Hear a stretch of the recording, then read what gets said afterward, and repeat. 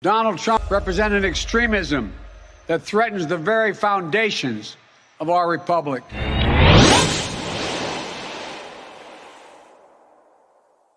Consider this your trigger warning. The following program is strictly satire and is not meant to be taken seriously.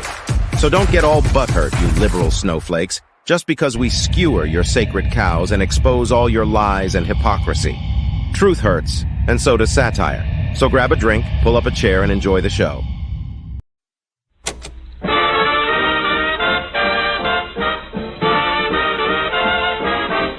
How many hearts have you broken with those great big beautiful eyes? Those great big beautiful eyes that tell such beautiful lies. How many times have you kissed somebody like you kissed me then?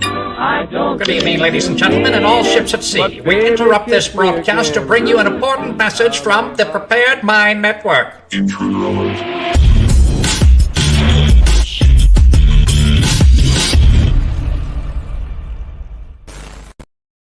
It's Sunday night. That means it's Sunday Night Live. Welcome back, everyone, to the show.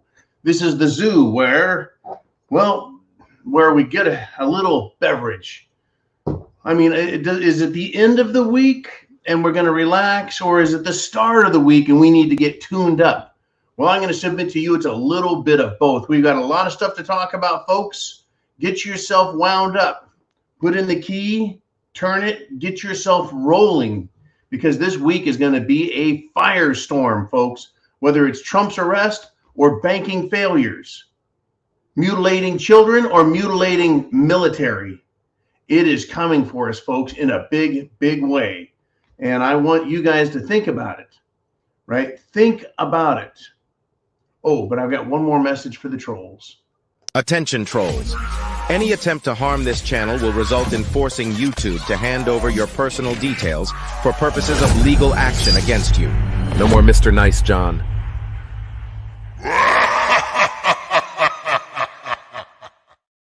No more Mr. Nice John. I've had it with all the little creeps, bleeps, and freaks out there, and there's a lot of them.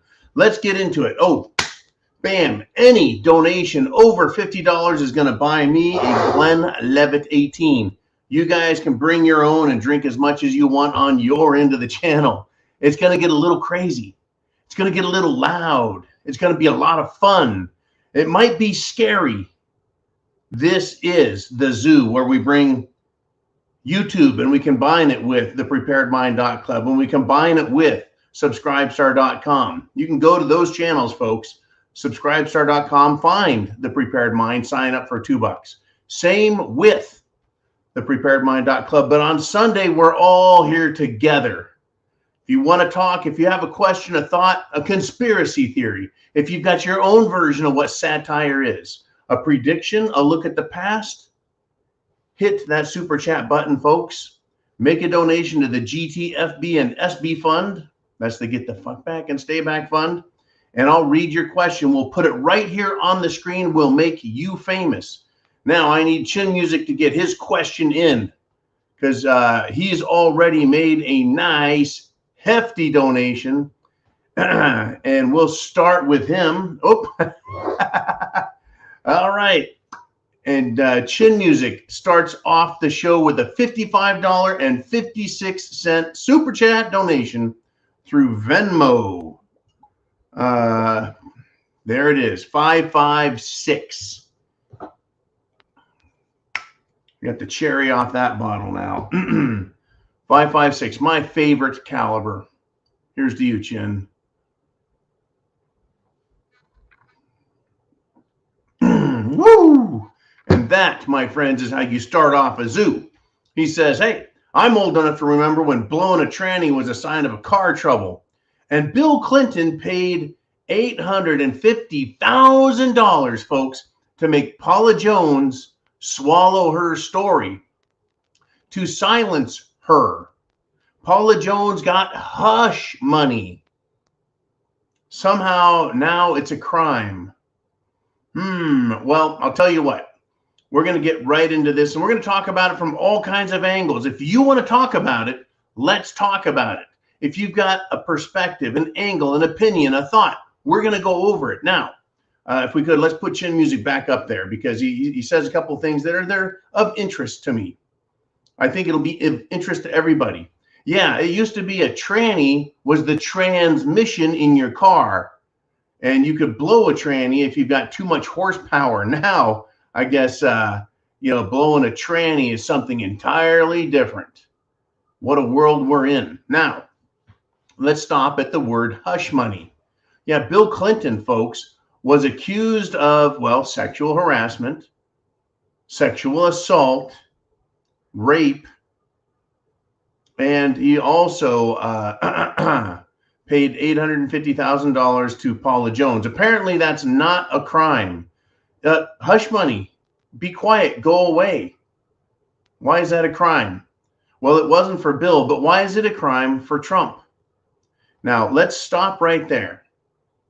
Trump was investigated his entire presidency over the Russia collusion story. Now, Hillary, she was fined, I think, by the FEC for her lies that led to and contributed to the Russia collusion hoax story. No crime there. There was an injured party. Folks, in order for there to be a crime, there needs to be an injured party. Was Trump injured? Yes. Was Hillary injured? No. Was the government injured? Well, maybe its credibility. Now, with Trump giving money, supposedly, maybe, reportedly could be, to Stormy Daniels, porn whore extraordinaire. If he gave her money, is there an injured party? Is the government injured by him giving her money? I don't see it. Just like with Paula Jones. No, it is a political question, though, whether or not you agree with it and like it. But yeah, is it a crime? No. Remember Robert Mueller? He was the appointed special counsel who was investigating Trump, his entire presidency. His one sole job, folks.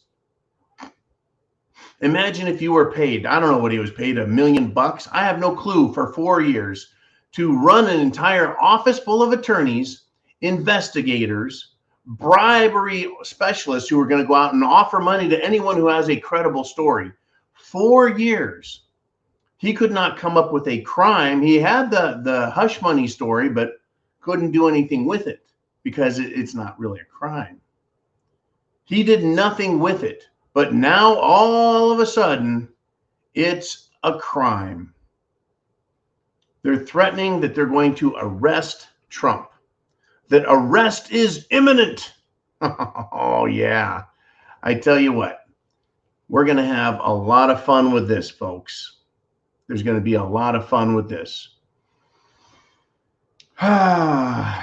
Let's look at it, right? Let's just look at it. The Democrat Party expects Donald Trump to be arrested. Folks, when communists control the election process, this is exactly what happens, because they believe they can't be voted out of office, that they're secure in their seats.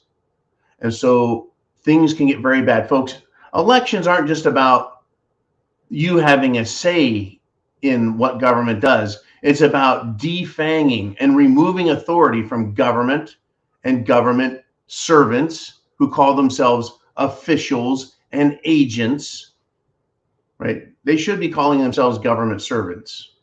Instead, they try and sound important. I'm an agent. I'm a government official. All right, so if they can't be removed from office, now they can act in all manner that they want. If they can't be prosecuted for committing crimes, that is to say, the party that is in power and maintains control and controls the election process, now they can do whatever they want because they can't be removed from office, and they are not going to hold themselves liable, responsible, accountable for criminal activity. Look at the White House and Joe Biden receiving money from a communist government, the Chinese. Clearly something wrong there, but no, we need to look at some Just go away, you whore money, right? And so why is Trump being arrested? Why is there a crime here? Well, folks, let's just say they're going to arrest Trump because they want to arrest Trump. If they can arrest Trump for giving cash to a porn star while Hunter and Joe don't get investigated, perhaps you, and this is where I want you to be very scared, for real. I'm serious, folks. You should be frightened in your fucking boots. You should be shaking. Understand why.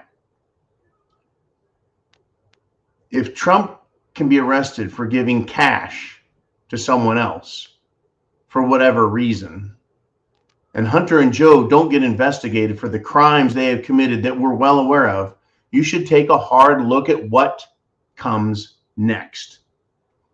Democrats, folks, in social media already condemn any and all Trump supporters and say that they, anyone who has ever liked Trump, associated with Trump, made a good comment about Trump, supported Trump, sent money to Trump in his campaign, or even just voted Republican. Remember how I started this video off with all of those Joe Biden, Republicans aren't normal, MAGA's not normal? Okay. They, the Democrats, say that you, if you have ever supported Trump, share whatever blame is heaped upon Trump.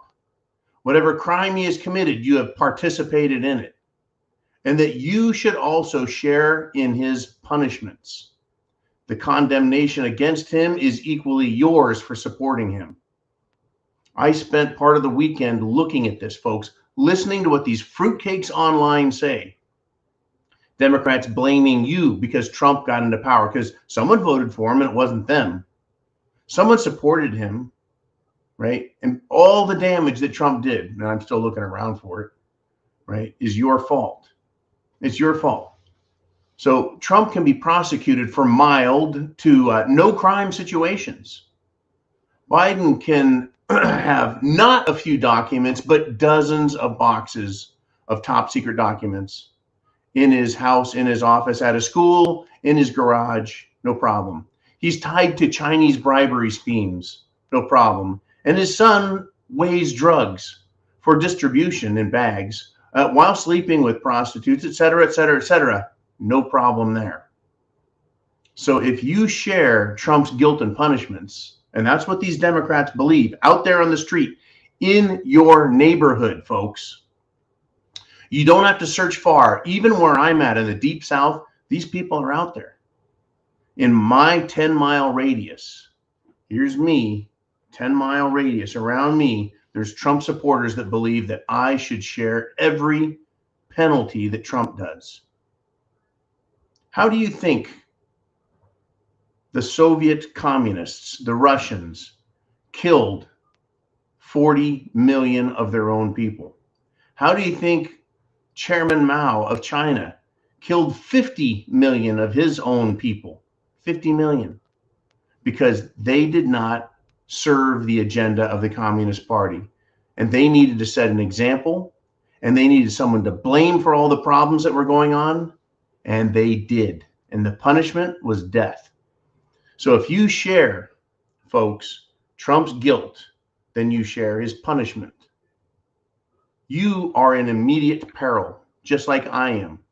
If we can't vote out Democrat socialists, folks, in a rigged election system, then we can't escape the coming violence that Soviet Russia and Commie China faced. Folks, understand, when Democrats can't be removed from office, when Democrats can't be found guilty of any crime, though they commit many and it's publicly known, when Democrats like Merrick Garland sit in his chair and allow crime after crime after crime to continue, while other Democrats like Mad Maxine Waters and the vice president herself, Camel Toes Harris, encourage people to riot, burn, loot, and murder, and when they're arrested, set free and go do it again. When they can hold office and not be kicked out, not be held accountable, then for you and Trump, any accusation at all suffices for your arrest. Any evidence to show you support something they don't like suffices for the conviction. And the worst punishments, like death, for all crimes, especially not supporting the state's agenda, Washington, D.C.'s agenda, right? You are going to be made an example of. Where are we now, America, when shit hits the fan? We're already in it. We're not up to our knees. We're not up to our hips. We're up to our necks in this shit. If Trump this week is arrested, folks, is it that big a deal? It's just one man. Or is it a very big deal because guilt by association is how communists, socialists, thugs, tyrants, and despots have always acted. That's how they always act. Guilt by association, and they go out and they kill everyone associated with their enemy. If Trump is arrested, what does that mean to you and me? Where are we in this process, folks, of facing the most deadly enemy of mankind? It is government gone mad. That's where we're at. Government has gone absolutely mad. All right. I wanted to lead off with that. Thank you, Chin Music. Now, here we go again. I'm breaking out the bottle of Glenlivet. I'm getting fired up. I'm mad as hell, folks. And I'll tell you what, I ain't going to take it. I'm not threatening violence, danger, harmful behavior, nothing. I'm not glamorizing violence or encouraging it, but I will have a nice shot of this Scottish water here. Because guess who was in the house? None other than Darcy T. And she's done a $50 Super Chat PayPal donation. So you have the Super Chat donation here, but down below you also have Venmo, CashApp, and Patreon. No, PayPal. Patreon is, well, where they allow people to encourage, a child grooming, but they don't allow free speech. Bottoms up. Pow. All right. Darcy says that's for the Glenlivet Fund. And indeed it is. We just took the top off of that bottle a little bit ago, Darcy, and we're checking in. Let's check out what is going on and see where this leads us tonight. I don't know how you feel about what's going on in the world. Well, it's fine, right? The lights are on. I'm in the Prepared Mind studio. We've got Ooman working from the garage. We've got Jolene working from the West Coast, California style. And we've got you guys around the world. We got Raimi Marish, right? We've got everybody. We got Vincent around the world, folks. Australia, England, UK, Europe, America, South America, all over the place. Where do we go next? Well, let's do this. Jolene, let's do a Super Chat donation and move on forward. And it is Ooman, and he asked this question. And Ooman, folks, loves to take great perspectives and work on stuff. He says, is it a coincidence that Trump was unbanned from all social media last week? Well, he said he wouldn't come back to Twitter, but he did come back and make statements on Facebook. Is it a coincidence? Now, I'm going to ask this question. Ooman, would you like to come on live with me? Live. If you would, come on, and we'll talk about this right now. I want to get this out. Let's get it on. Good evening, everybody. Guten Tagen. Guten Abend. Ja, ist gut. Okay, so now, are they threatening arrest for Trump because they knew he was going to come back on social media and they want to silence him? Or did they put this arrest stuff up as fake bullshit just to start more political fighting so that Trump could get his people wound up and the left can get their people wound up? What's your opinion? Well, I can see a couple different things. I mean, this whole talk of Trump getting arrested started before they unbanned all of his accounts. So I don't think that it's a response to them unbanning his accounts, because But they knew he was going to come loose. It wasn't a surprise. It wasn't like all of them got together and said, let's let Trump loose. They knew it was coming. yeah. Well, anyway, so I find that very peculiar. And now, I mean, you could look at this from a couple directions. Right now, everybody's trying to bait DeSantis into running against Trump.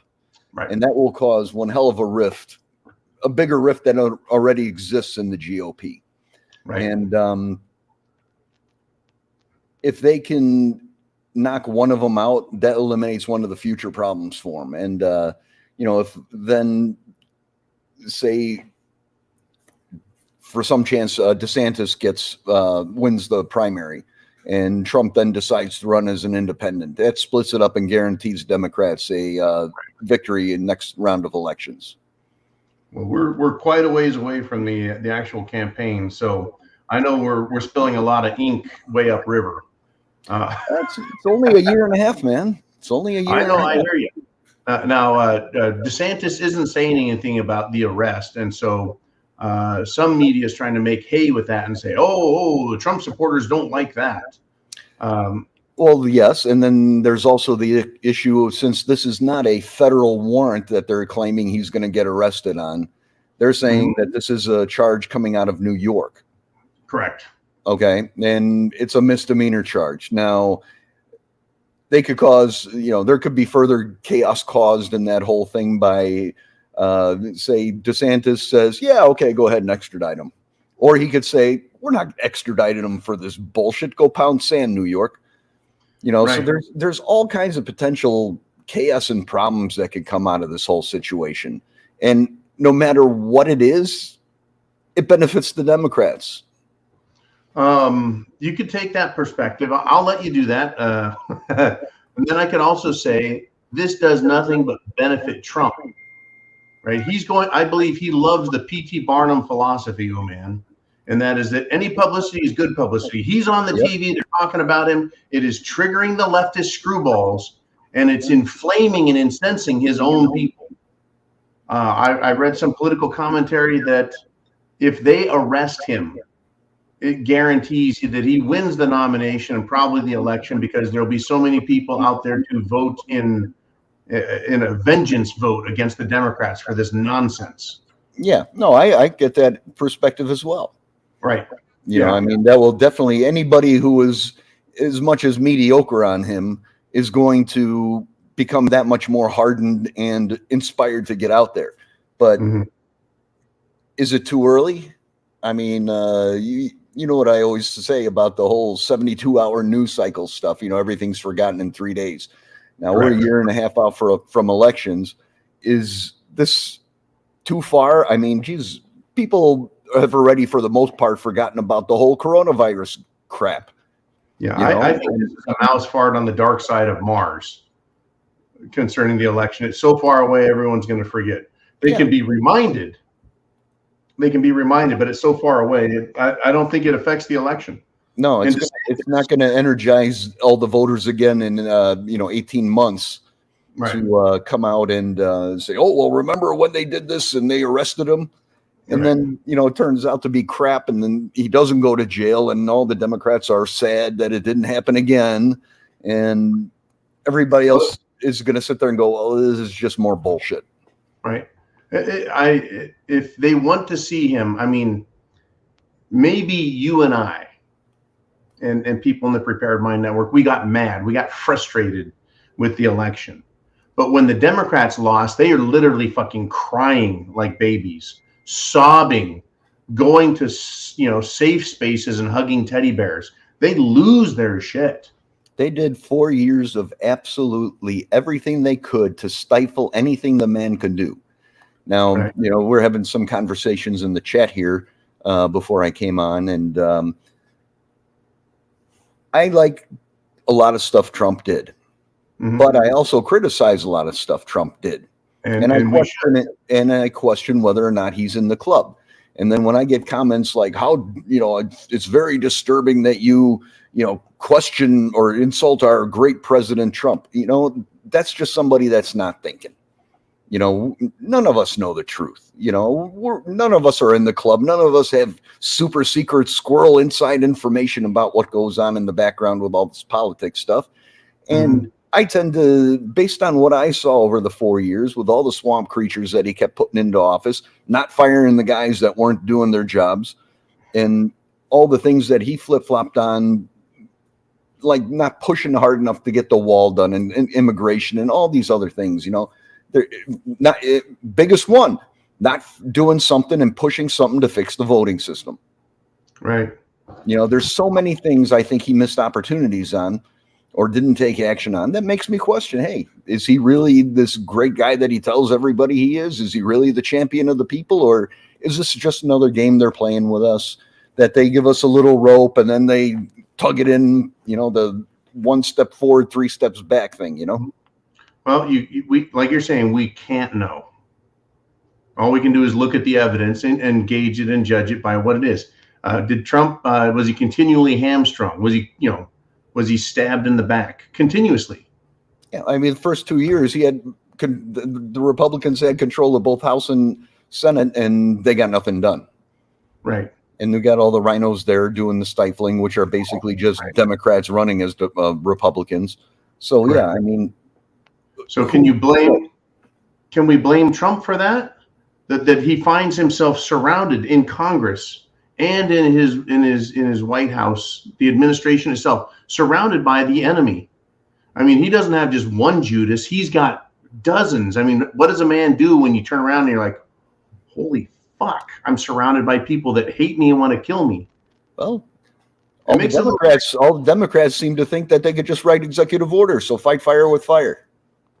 Well, I understand that what you're saying here. What I'm saying is he goes to speak for domestic policy down on the border. What can I do? And they go, well, this is all you can do, Mr. President. So he says, okay, let's do all I can do. Well, Joe Biden does 2 or 3 times what he can do because he doesn't have anyone stopping him. With Trump, he has courts jumping in the way, all these Obama judges jumping in the way and obstructing him. He's got his own staff obstructing him. So it's easy to see. He's the big guy on The Apprentice. Everybody who didn't do their jobs and neglected to do stuff like firing the staff that's not helping them, they were booted and given a ass reaming on the way out. Right. Correct. But, you know, White House and television, 2 different things. But I mean, I see the point. He should have done more. He could have done more. Why didn't he learn his lessons quicker? Was he fearful? Was he trying to be presidential? Did he think that he could win them over with his charm, his power, his brains? Right.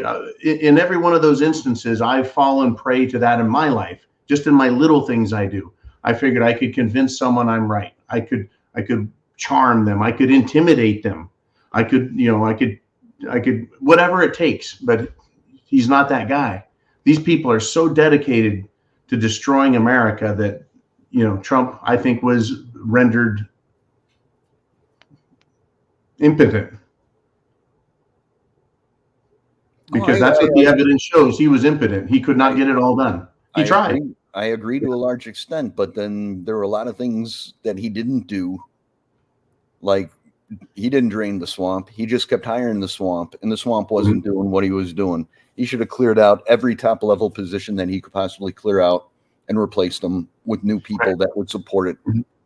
Yeah, great conversation, by the way, man. Now Monday morning quarterbacking. You would have thought by the 5th Monday he'd have figured it out.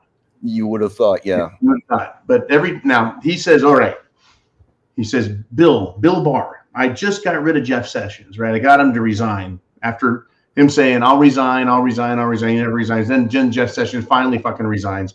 He gets Bill Barr over. He goes, okay, look, we're on the same team. We love America, right, Bill? And Bill's like, yeah, Trump, I love America. You're a conservative, right, Bill? Bill says, yes, Mr. President, I'm a conservative. Bill, you're a hardcore Republican, been one your whole life, right, Bill? And he's like, yes, I'm a hardcore Republican, been one my whole life. You're going to do everything we need to do to get this corruption out of Washington and drain the swamp, right, Bill? Bill's like, yeah, I'm going to do everything I can to stop corruption and drain the swamp, Mr. President. Just make me your attorney general. And he makes him his attorney general, and he's like, hey, fuck you, Trump, you know. And now, what would a good, let's use the word benevolent dictator do? If Trump was a benevolent dictator and knew that the only way to do things was to start firing everybody in Washington, and he started doing that, he got rid of everybody. What do you think Congress would think and do to President Trump for firing everybody in the FBI, the IRS, the Department of Homeland Security? See where I'm going with this? Sure. If you started firing all the heads, would they say he is unfit for the office because he's getting rid of too much experience? What do you think they would say? I'm sure that's what they would say and try to sell you and drill into you 24 hours a day, 7 days a week in the news. Right, but correct. You just got to start surgically taking this stuff apart. I mean, you take the top level out and then you instruct that top level, replace everybody beneath you that isn't supporting doing this the right way. Right. And constitutionally, I mean, you gotta have a plan. I mean, the first 2 years he could have got away with it. Well, you're right. His constitutional authority allows him to remove the heads of all of these places. He's the chief enforcement officer, law enforcement officer. He's the chief executive. And those are executive bureaucracies that he controls and he appoints the leadership of. He could constitutionally get rid of all of them. But the appearance of impropriety on his part or incompetence on his part for getting rid of them. Now, after all the shit we've seen, now we would applaud it and go get rid of all those fuckers. And if he doesn't clear out the 7th floor, if he doesn't get rid of all the executives and get rid of all those guys, then we say you're incompetent, Trump, for not doing it. So, it's going to be a hell of a show. Hey, this isn't easy, but you know what? Being the president of the United States is not an easy job. And when you sign up for that job, you're going to have to take the slings and arrows. I mean, I'm not saying that I could have gone there and done a better job. Right. That's not my thing. But when you see, and I mean, with all the stuff available in the media, and he's a media hound and everything too, there's no way he didn't know all these things that were going on that everybody says, oh, well, they were hiding it from him. Bullshit. The apologist stuff, I'm tired of it. He is a smart guy. He didn't become a multi-billionaire being an idiot and not being able to see behind the bullshit people are feeding him. Now, I'm going to call back to Jesse Ventura, right? He's a celebrity. He was a wrestler. He's a movie star. He also was governor of Minnesota, right? Governor of Minnesota. He was elected. And then he started looking into presidential politics. This was it 12 years ago or 16 years ago? I'm thinking it was more like 16 or 20 years ago. Yeah. Okay. Yeah. He was looking at running and he said, look, if I were to be elected president, I would basically become a dictator and you would have to trust me. Back then, he knew that to fix the problems, you would have to start firing everybody and making executive decisions on every fucking thing. And at that time, 16 years ago, man, if it wasn't 20, it was 16. I was like, boy, I understand what Jesse's saying because he took Minnesota by the balls and straightened it the fuck out. But look where it's at now. But at that time, I thought, are we that bad that we need a benevolent dictator in America to clean up the problems? And now today, it's quite a different story looking at how bad. Did we need, let me ask you this, and this is why we're coming around here. I'm going to circle back, unlike Jen Psaki, who couldn't fucking circle around the toilet. Did we need 4 years of Trump getting his ass handed to him so that we can see this is what has to be done? These are the steps that must be taken, that you have to fire all of these bureaucrats and get rid of them. And anyone that's got any corruption, they need to be prosecuted from the word go. No bullshit, no investigation. We have all the evidence we need. Arrest people now. Well, the only excuse that I could think of as to why he did not do that was because he was more worried about getting reelected than he was. And I heard everybody talking about he just needs to get to that second term and then he could really drop the hammer. And, that's kind of the same thing I'm hearing now. Well, I understand election politics. Yeah. Yeah. And I mean, I get that. But I mean, at some point, what's more important, doing the right thing or getting reelected? Well, that's where we're at now. If you start doing the right thing from the beginning and have a little bit of time for people to see that, hey, this is really working, you're going to get reelected. It doesn't matter what the media says, get out there and do your own propaganda. Like we talked about last week, get out there and start doing those fireside chats. But look what he did. He was cut off of Twitter. He was cut off of Facebook. They canceled the fuck out of him. They canceled his bank accounts, man. They knew they needed to silence him. There'll be no Trump fireside chat. They know the power of social media. Look at us here. We're talking to hundreds, and then by the end of this video, thousands and thousands of people who will take this message and go running with it. They know it. So they'll stop Trump. They don't want him out there doing this. So again, I don't want to be an apologist for Trump, but rather he learned his lesson. And if he were to come back, he knows now you don't win an election. Even against a man who hid in his basement the whole time, didn't fucking campaign, and they proclaim he got 91 million votes, the most ever. Yeah. Unconscionably insane. I understand. Yeah, what? I understand what you're saying with all that, and that would be assuming that he really is not part of the swamp or not just playing his role. And that's the part I'm not convinced of. You know, right? I'm not convinced he isn't either. What I'm saying is if he gets back in there, it's going to take a fucking miracle. There will be no fireside chats. They'll cancel him. They'll impeach him from, I don't know, the fucking moon, right? They're going to do all they can to stop him and silence him. The fact that they treat him like an enemy, does that necessarily make him not part of the big club? Or you're saying he's playing the most crazy convoluted role where he stands up and gets tarred and feathered and tomatoed every day by mainstream media so the whole world can hate him. He's willing to play that game. Right? Why would anyone sign up for that fucking job, Oliver? You know what? He's not like you and me, man. He's not walking around on the streets and embarrassed in front of his friends. He's got no, everyone loves him. Completely different kind of life. You know, I mean, he has as many people loving on him and praising him as he does hating on him. You know, why would you with an ego like his, where he feels he's that good, he sees it every day, why would he want the media talking that kind of crap about him and people threatening his family? See, it's just a very odd, it's incredibly odd, and it makes me question both sides. Like, who the fuck would put up with that? He's a billionaire in his fucking 80s. He could go play golf every day. He could screw porn stars every day. He can drink the finest scotch every day and never run out of money. He has more money than the next 5 generations of his family are going to need. Right. You know, I don't know why you would sign up and do something about that either. You know, why would he put up with this shit? I don't know. Why would he accept that job? What, you know, because the left would just as soon murder him, throw him in a gulag, in a concentration camp, and murder him just to make the point final, even if he's in the club, you know. So he's not putting himself in a position for, you know, when the day is over, they all go, you know, behind closed doors and play a nice poker game in the basement and laugh about it. Right? They fucking hate that guy.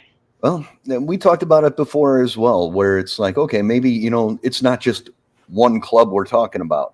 Maybe it's the East Side Club battling the West Side Club. It's the Jets and Sharks. He was told he will do this or he's going to be kicked out of the club, because he was probably the only one that had enough charisma and recognition and everything else that had a chance of winning that. I don't know. So now you're saying his gang of elite bastards, I like this though, said, you're all we got. Get in there and fight, or they're going to kill you and us. That could be. I mean, so it's all guesses. We don't know. Well, I mean, let's run with it. That's a great thing to run with. So now we've got 2 gangs, not necessarily good and evil, probably evil bad and evil light. And so Trump is evil light potentially. Yes. I don't think any of them are in it for the good of all of us out here in the country. You know, I mean, they all have their motives, and there had to be something in it for Trump to take on that role, because there's just, I don't see that somebody that successful and wealthy and everything else would want to take on the position that he took on there. I mean, he had problems with his banking. He had problems with his financing. And maybe they said, look, if you don't do this for us, we're going to pull out the rug from underneath you, and it's all gone. Okay, now let's do this. Let's take a critical look at history. And I'll bring up the name John Hancock, richest man in the colonial states of America. He was the first one to sign the Declaration of Independence, very large, so the King George could read his name without his spectacles. Basically, he told King George, go fuck yourself. Now, what was in it for John Hancock? Was he in it because he wanted to be free, or was he in it for the money? It was probably a little of both. Aha! I agree with you. One, I'm sure he hated the fucking king, and he hated tyranny. At the same time, if he could get his country, colonial America, to become its own place, he would benefit financially down the road. Because now he's got tariffs off his back. He's got trading partners with the rest of Europe he can do business with. He's John fucking Hancock, right? Yeah. No restrictions on growing his business. Correct. He doesn't have to go through Lloyd's of London. He doesn't have to go through the Bank of London. He doesn't have to go through the king's governors and bureaucracy and paying all those taxes and fees. Yeah, we now have our own money, and we don't have to run it through the Central English Bank and convert everything to pounds. That's what I'm talking about. Yeah, he doesn't have to use the Bank of London or Bank of England. So does that make, because he benefited financially, personally, does that make John Hancock any less of a patriot? No, I don't think so. I mean, I'm not saying that Trump might not be a patriot. I mean, what he did over his 4 years, there are a lot of things that happened on the financial side of things that improved. Gas prices went down, the oil drilling regulations becoming energy sufficient. I give him kudos for all that stuff. Right. But it's the other side of it that bothers me. Oh, there's a lot that fucking bothers me, man. I mean, I don't like, if a rising tide raises all boats, that's great. Maybe he makes more money off of that and he gets out there and it benefits him and his family personally, but that's fine. But it benefited everybody else in the country on those items as well. Just like everything has become detrimentally worse with our current administration here by changing those policies and reversing those policies, dragging everything back down again. Now I'm going to go another step further with you, and I'm going to be tricky with you, Oliver, because you've been such a great persuasive counter argument. It's been great over the months and years with you. So Trump is being Trump, and we can criticize him because we see his shortcomings and his failures and his inability to act when he should have acted. There's no other opportunity to act. Back prior to the American Revolution, it took decades for American colonists, that is, to get so pissed off and so abused to wake up to the point where they are finally willing to have a revolution. And even then, 20% or less of the country supported it. So we're in a position now where everyone's not happy, but people aren't willing to support a revolution of any sort, an insurrection, a revolution, a civil war, social unrest, partisan conflict. People are pissed, but they're not so pissed off that they're willing to go out and fight in the streets. So Trump's 4 years demonstrated that no matter how the people voted and wanted to be free, he still got backstabbed and hamstrung and had his legs cut out from under him. So did we have to, as America, go through all that shit just to show that we're not going to be able to vote our way to prosperity, and therefore it pushes the whole country one step closer to having to go to that conflict resolution technique that is high speed and wireless? See, that's just it. Until we're there, we're not there. So there has to be sacrificial cows and there has to be goats up there. Is Trump a goat? Is Trump a sacrificial cow? Or is Trump sheepdog leading us? That's a tough question, man. Honestly, that is a very, very difficult question. I don't think that we're anywhere near a point where any kind of actual revolution is going to happen, because people are too comfortable, and the people that should not be comfortable are being kept comfortable by the whole social safety net crap. Right. I mean, people are being paid not to work, basically. They're able to get the food they need, the homes they need, and sure, you got the homeless situation. I understand that, but it's not to the point where so many people are losing their homes, not able to find a job, not able to buy food for their families. Mm-hmm. We're still way too comfortable, and this isn't something that's going to happen in the next 6, 12, 18, 24 months. I think we're still way too far away from that. We're way far away from that, but this is what socialists do. They buy complacency. Yeah. They buy that from people by offering them social benefits. Step by step, little by little. You don't even know you're getting sucked into it. Yeah, they buy people, and so therefore they're just happy enough, or they're not quite mad enough to do anything about it because they're accepting that payola. They're taking that in. So it's and now they're talking UBI and all this other stuff. Universal basic income, and yeah, there you go. They want to do they call it Fed Now, I think, is their digital currency they want. I heard Robert Kiyosaki over the weekend call it Fed coin. So that term that I coined, I believe, fucking, what was it, 6 years ago or 8 years ago? We've been talking about that for years, yeah. Fed coin, right? Right when Bitcoin came out, I called it Fed coin when the Federal Reserve comes up with their own. But that's coming, and they're going to try and buy us, bribe us, pay us off, keep us quiet, give us just enough shit to keep us alive. So the deal is I don't want to act as an apologist for Trump, but I see the steps we have to go. Yeah, we're not 12, 18, 24 months away from becoming so riled up that we march on Washington. We're not there yet. But we've had a couple of awakenings where truckers went to Washington and locked it down, and bikers went to Washington and locked it down. We saw Canada lock down the border. We saw people in the Netherlands slinging shit all over their bureaucracy and their government buildings. People can get pretty riled up fast. So my question for you here, Uman, is Trump is the Republican candidate, like it or not. He leads DeSantis in all the polls. So if Trump is arrested, let's take it all the way back to how this shit started.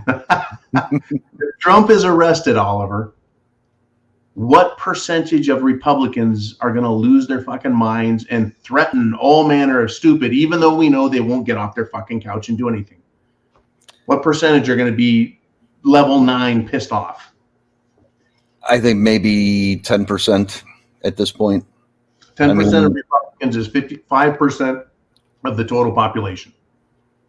Well, say between 5 to 10% of the total population. So there you go. Yeah. So between 10 and 20% of the Republicans are going to be fucking fighting, pissed off, mad, even though they'll just go to the fridge, pop a fucking can of beer or get a scotch or whatever and just sit down and fucking relax.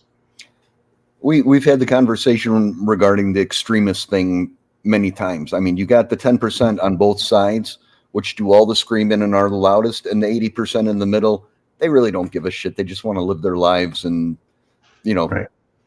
Let somebody else worry about that. Because they're comfortable. They can be upset, upset. They could be even obsessed, but they're not going to take action. Yeah. And so once again, let's see, 3% of the country fought the revolution in 1776 onward, supported by roughly 17 to 22% of the population, who paid money, paid out, and barely kept the military fighting, George Washington's army. So this is where I'm at. If we've got 10 to 20% of Trumpites, let's call them that, so pissed off they're willing to do something, that's a pretty big percentage. When you look at how much percentage it was supporting the American Revolution. Right, but none of them have to get up off the couch because they have all these wonderful media platforms that they can go and have Twitter battles and scream at people back and forth with. Mm-hmm. There's no need to get off the couch to go and vent that anger anymore. I mean, correct. That biker rally and that trucker rally on Washington and in Toronto, that needs, when people start getting pissed enough, that's going to happen in every major city. Correct. And if all we can do is get a rally that big to go to one city, we're not there. Right. Nope. But it's worth, I think, having the discussion. If Trump is arrested, people are going to be pissed because they know it's bullshit. What we'll just let me go with this here. I've got it when here. those 10% of conservatives go out and start being willing to do summer of love stuff, and you get that percentage of people going against the other same percentage on the left side, that's when the conflict is going to get big, and that's when the rest are going to get dragged into it, whether they like it or not. Cool. I've got there's a new judge who's going to oversee the Trump grand jury investigations. This is yet one more Obama appointee. And the reason I'm bringing this up is law enforcement right now is no longer about crime or justice. It is now about party and party affiliation and agenda. Yep. Ideology and politics. Say again? Ideology and politics. Correct. Yes, I agree with you. That is going to continue to divide us, I think, as people. Again, spending time on the internet, now not arguing with these fucking idiots because I don't have the patience for that. And, you know, but I did read the banter back and forth to see what the argument is. It's you're stupid and no, you're stupid. But it's continuing to create this divide. There's no intelligent discourse. Like you and I are sitting here and we're discussing the different facts and opinions and perspectives and seeing what has weight and merit and running it across the timeline. And it's great discussions to have. But when it comes to dealing with the Democrats, the socialists, they hate us and they want to kill us. Right. And we're continuing to see. We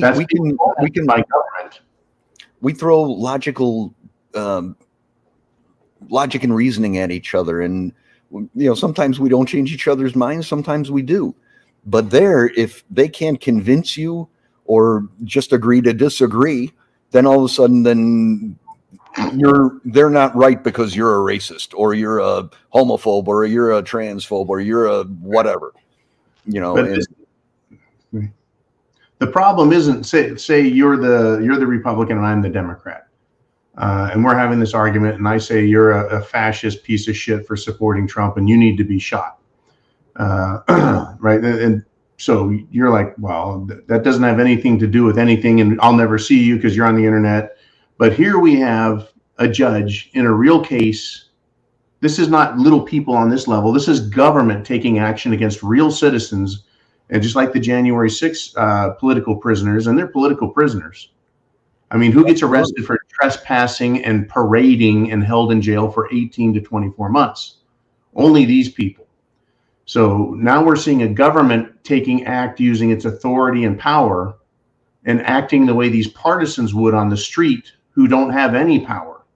But government is now acting like them. It just sees a Republican and says, I'm throwing you in jail and I'm going to convict you of a crime. And I'm going to give you the maximum penalty. So the people on the street see that, and they see their Democrats see Democrat government acting out the way they would want to see them, and completely lawless, in my opinion. I can't see how that doesn't push things at an accelerated rate towards violence. No, I agree. I mean, I wish there was a way. I mean, there should be no judges whose political affiliation you can determine by the way they rule.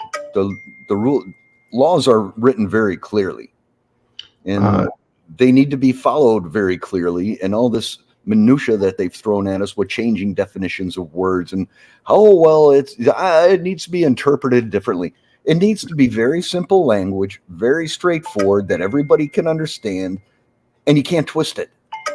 Right. And if you can't rule on that, and there's an appeal, a group of 3 or 5 judges needs to look at that and say, is that a reasonable ruling? Well, that's the appellate system, and that's the appeals system right there. But what we're seeing is a partisan interpretation of the law, and you can clearly see the partisanship in it. It's now stepped past the justice is blind, which is the justice is a woman with the sword, the scales, and the bitch is blindfolded. Right. She's peeking. Right, she's putting her thumb on one side, and she's putting the sword at the guys, whoever they don't like. They know exactly who they're putting the sword at. Yeah, so it's going to get ugly. Anyways, it is Sunday Night Live, and we've got more super chat donations. So I'll let you catch your breath and go hit some people with the blue wrench if you would. I bet they're out there. But I tell you what, everyone can argue. Let's see. You were pro-Trump and I was anti-Trump. Who won the debate? All right. I don't think there's really a winner to be had there. I mean, I know, but was I the pro or anti-Trumper there? Oh, you were the more pro-Trumper guy, and I was the Trump apologist. Okay. And I didn't say you were the apologist. I said there are people out there that I saw making comments like that where they will consider nothing negative about Trump, and that's not what you do. I mean, you consider everything. We have a little bit different of a skew on the degree of that, but it's a good discussion. Yeah, I mean, I can support Trump, and you can call that an apologist argument. For those who understand debate and argument from a collegiate level, well, it used to be a collegiate or university level, I have to take the apologist view because the accusation is he's not doing a good job, or rather the argument is. But so I can see that. I can see how he was hamstrung, but at the same time, you've got to look at everything and see, well, yeah, there's a lot of weakness there. And you can get to the root cause, and I think it's because Washington is truly a fucking swamp, and it's overrun with anti-American pieces of shit. And of course, how to deal with that's going to be up to the next president, and who gets in there, who wants to take that role on, savior, without getting the JFK haircut. Yeah, and then some. And I think that's going to take one hell of a human. So I'm going to do this. I'm going to get to some more super chat donations. People are waiting, and you and I got into a good one there. Thank you, man, again. Yeah, that ran a little longer than expected. Well, but it was fun, and I think illustrative of the positions that are out there and the opinions of people who feel very strongly that Trump is the best we've gotten, that Trump is doing the best he can, and then people who say, no, he's part of the other team and he's failed, and it's we're imperfect humans in an imperfect world. So yeah. We got all that going against us. Be prepared. Okay. Get to your super chats. I'm out. Okay. Thanks, Oliver. All right, folks. I hope you enjoyed that. These are the types of discussions that I like to have with Oliver and others in my spare time when we're not on the air. And so you can flush out argument. You can weigh and value things for yourself. I don't say I'm right and everyone has to agree with me, nor do I say you have to listen to this person and believe them and support them. I want you to look at everything truly for what it is. So let's do this. Let's do some super chat donations. So let's keep the party rolling along. It is Sunday Night Live. It is the Zoo. And Northern Pike does a $1 super chat donation. And there it is. And next, we have Chin Music back with $4.99. He says, also, John, Credit Suisse was acquired by UBS today and given a hefty sum to do so. Hang on tight, folks. Next week should be interesting. Now, prior to the show, I saw a news article that, let's see, UBS, which is a bank, is set to buy Credit Suisse for $3 billion as AT1 bonds get wiped out in a record bail-in. What does that mean, folks? Well, in America, the Treasury, the Federal Reserve, FDIC, and President Biden all agreed and came to the unanimous decision to bail out Silicon Valley Bank and to bail out Signature Bank. Now, again, Treasury Secretary Yellen over the weekend or last week explained her position, and that's, well, we like them, so therefore we're going to bail them out, but everyone else doesn't get that guarantee. So basically, the concern is if you're not a favored bank with the administration in DC, then if you go down, you go all the way down. So we have a bail-in with Credit Suisse. What does that mean? Let's see. Credit Suisse is the second largest bank in the world. Can we please leave that up, Jolene? Second largest bank in the world. And it was bought for $3 billion. UBS just bought all the assets of Credit Suisse for a penny on the dollar, folks. Not even pennies. I bet it's a penny on the dollar. They are going to they bought it. They bought all those assets. They'll file bankruptcy for Credit Suisse and discharge all the debt. Bail in all those deposits. Everyone who had deposits with the world's second largest bank just lost everything. They may get back penny or pennies on the dollar. The Swiss government has granted the CHF9BN guarantee. That sounds like a BS guarantee to me, right? SNB, the Swiss National Bank, offers $100 billion in liquidity as a backstop. In other words, not only are they giving Credit Suisse to UBS, they're giving them $100 billion in cash to help that bank perform and start functioning. Just 2 fucking weeks ago, the Federal Reserve, that's right, the big bank in the United States, folks, the Federal Reserve gave $20 billion to Credit Suisse. This is how this works, folks. This is a huge wealth transfer. Now, undoubtedly, millionaires and billionaires are having their asses handed to them. This is a huge money transfer. Now, I also am willing to bet that all of the big boys and even some big girls got their shit out ahead of time and beat the crowd to run out the door. They, in other words, took their money out and transferred their money out of Credit Suisse first before Credit Suisse ran out of liquidity. And by the way, now the Swiss National Bank gave them 100 billion more in liquidity so others can get out as well. This is a huge bail-in, meaning a lot of people are going to lose their ass. And I bet you it's all the little people. If you think, as Biden says, that, well, you got nothing to worry about, we got your back, America. Look what just happened in Switzerland. And that is a bank, folks, where people from around the world keep their money in it. You cannot trust any bank. No bank, folks. You cannot trust Goldman Sachs. You cannot trust JP Morgan. They could sell you out in a second. Don't worry. Jamie Dimon's got his cashola. He's rich. He could lose all of JP Morgan and whoops, the son of a bitch wouldn't lose a night's sleep, folks. He is a billionaire himself. Trust me, he's got a lot of gold. He's got a lot of silver. He's got a lot of what it takes to make it through decades, folks.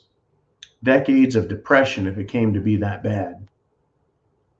This is how bad it is. So Chin Music, again, thank you for the great super chat donations. And yeah, they're given a hefty sum to do so. That's the $100 billion. They got to buy it for peanuts, and then they were given $100 billion to operate it. Next week is going to get really freaking interesting. And I'll get back to that some more. Let's do this. Jolene, who do we have next? We got Diorce, and he does a $50 super chat donation, and he says, drink up there, big boy. And I tell you what, after that discussion with Uman, who always, I feels like I got my feet to the fire, some hot coals, because he's a sharp mind, folks. A lot of fun to talk to.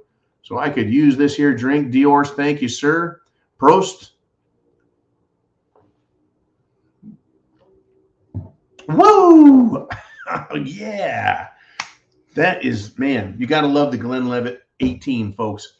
So Dior says, for some reason, I have a sneaking suspicion that if a person in this day and age and in this political climate were to buy close to $2 million in Class 1 pew-pews and freedom seeds, that they would get the Waco, Texas treatment. Oh, you bet. You bet. Imagine, folks, if you wanted to put down $2 million and buy all of the full auto AR-15s, there's still AR-15s, they would just have the proper components in the sear compartment.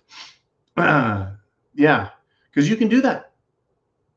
You can buy fully automatic weapons if you have the right license. But imagine if you had the right license and you wanted the auto sear, right? You wanted the sear disconnect, and you bought all the ammunition. The government would look at you like, woo, we just saw a private military startup.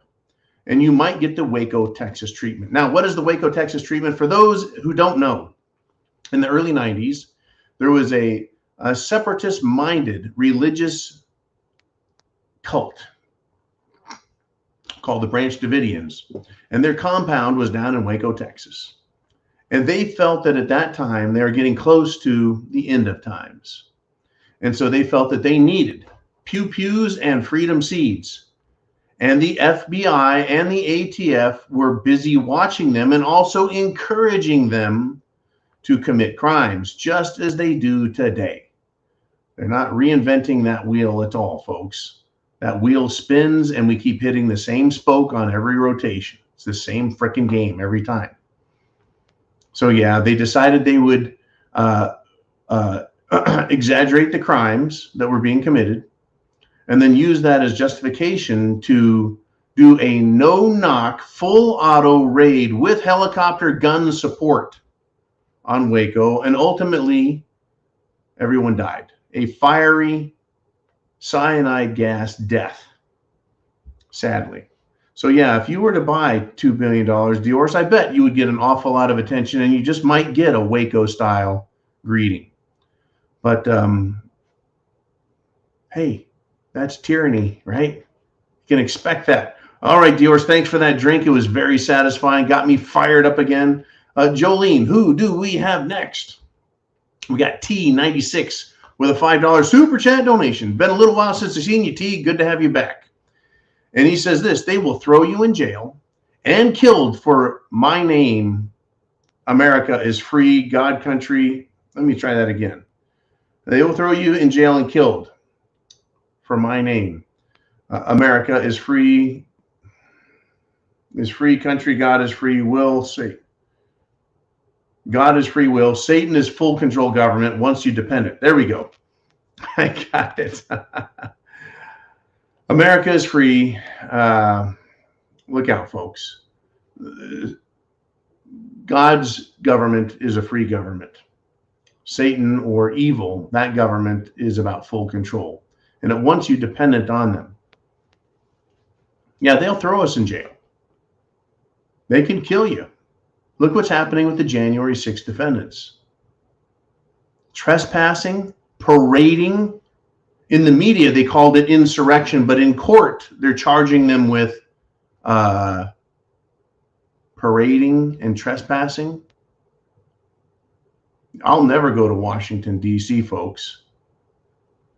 I'll never go there unless for some reason, somehow, America is straightened up, the U.S. of A., and Washington, D.C. is held to not just standards of the Constitution and the Bill of Rights, but rather even stricter enforcement.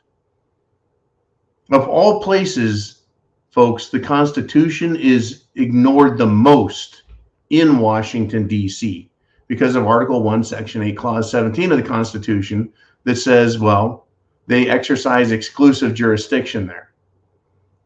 But the Constitution is still supposed to be in effect. Yet look at what they're doing. Fourth and Fifth Amendments, Seventh Amendment,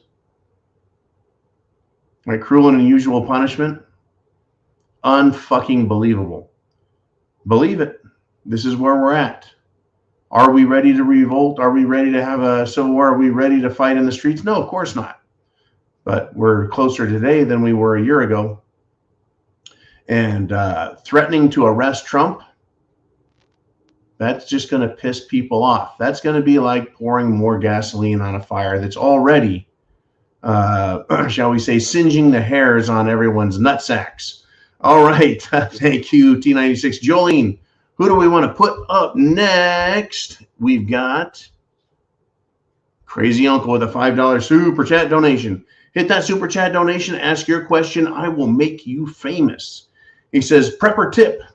Operational security, OPSEC, is key. No one needs to know your political leanings. For your information, you don't need to ask if they are socialist because they will tell you. That is correct, folks.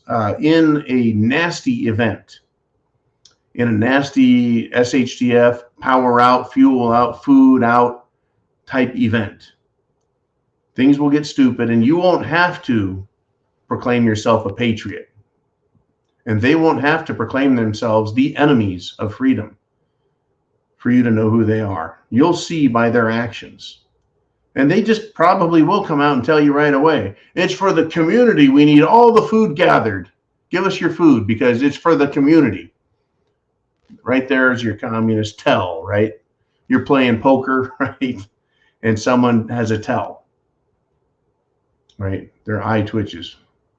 Or they squint their eyes because they got a good hand. They're going to try and hide their, right? A socialist, their tell is very loud. Communist, their tell is even louder. They'll just come right out and say, you know, you're going to do it's for everyone else's good. Anyways, thank you very much, Crazy Uncle. Great prepper tip. When things get shitty, operational security is key. You can bet your ass I'm not going to run down the street screaming life, liberty, and pursuit of happiness. People know what that's all about, and I don't need to attract any additional attention to myself. I'll be busy making sure that mosquitoes are swatted, if you get my drift. Jolene, let us go with the next super chat donation. We got Johnny Crypto with a $5 super chat. He says, this isn't about Trump. It's about a lopsided justice system. Well, I'll tell you what. You have a point, and I can agree with you. Trump is the target. Trump is the object or subject who is being, shall we say, beaten about like a piñata. And it's showing that it's not just a lopsided justice system. It's not just a two-tiered justice system, but it's an agenda-tiered justice system. Because as Uman says, well, Trump's part of a big club. He's on the rich side, but are there two rich sides battling for control at the top? So it's not just a two-tiered system, us down below, us little people, and then the rich people. But you have to be rich, and then you have to be part of the Democrat team. Because if you're part of the Republican team, the Democrats are going to come after you. So it is lopsided, it is tiered, and it is agenda-driven.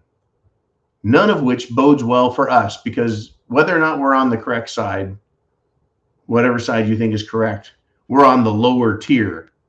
People every day are being prosecuted for election fraud on the Democrat side, folks. People every day are being tried. They're getting in trouble, but they don't care because they've done it for the agenda. They'll go to jail for their cause. They readily say it. They'll go to jail for their cause. They're willing to lie, cheat, and steal so that they win. But folks, they are the peons, and they still think that system is better for them. That's how fucking stupid they are, by the way. That really is how stupid they are. Thank you, Johnny Crypto, for the great donation. All donations going to the GTFB and SB Fund. That's the Get the Fuck Back and Stay Back Fund. And keeps me in tuna fish, Spam, and scotch. Woo! Okay, Jolene, what do we got? Who's up next? And it is Otto the Watchdog with a 149 super sticker. Thank you, Otto. And he says, I invest all my extra income in precious metals like brass, copper, and lead. You got this. That's right, folks. Precious metals. Well, it's not just gold and silver. It is brass and copper and lead. Good stuff there. And it's not a bad investment. It always has value. Always has value. I tell you what, folks. I tell you what. They just don't know. Thank you, Jolene. They don't know what to do with us because we have our Second Amendment, because we have guns. They can't just ride roughshod over us, but they can continue to throw money at us by our silence, by our complicity, right? By our apathy. And so we just sit around with Cheeto dust on our face, watching the news as all this shit happens. Are you pissed off? If someone else was out there fighting to the death with guns across your state, 200 miles away, would you go there and help? Probably not. It's 200 miles away. You got a job to do tomorrow. You have a bill to pay. You have a mortgage. How about there's a fight for freedom and liberty in your state capital? and it's only 50 miles away. There's a revolt going on at your state capital, and you've got communists and patriots fighting. Would you go join it? It's 50 miles away, and it's for freedom and liberty in your state. Or are you going to be worried about your job the next day and your mortgage and your house? Let's just say that you folks are 10 miles away from all the fighting. You're on your couch watching the news and you see it going on. You can't go outside and hear it. It's 10 miles away, but you know it's just outside of your hearing range. Are you going to get off the couch and go join in that fight for freedom and liberty and to protect people from communists, socialists, murderous frickin' thugs like BLM and Antifa?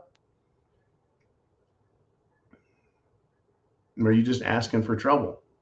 And I am not glamorizing or glorifying it. I'm just asking the question. So it's going on.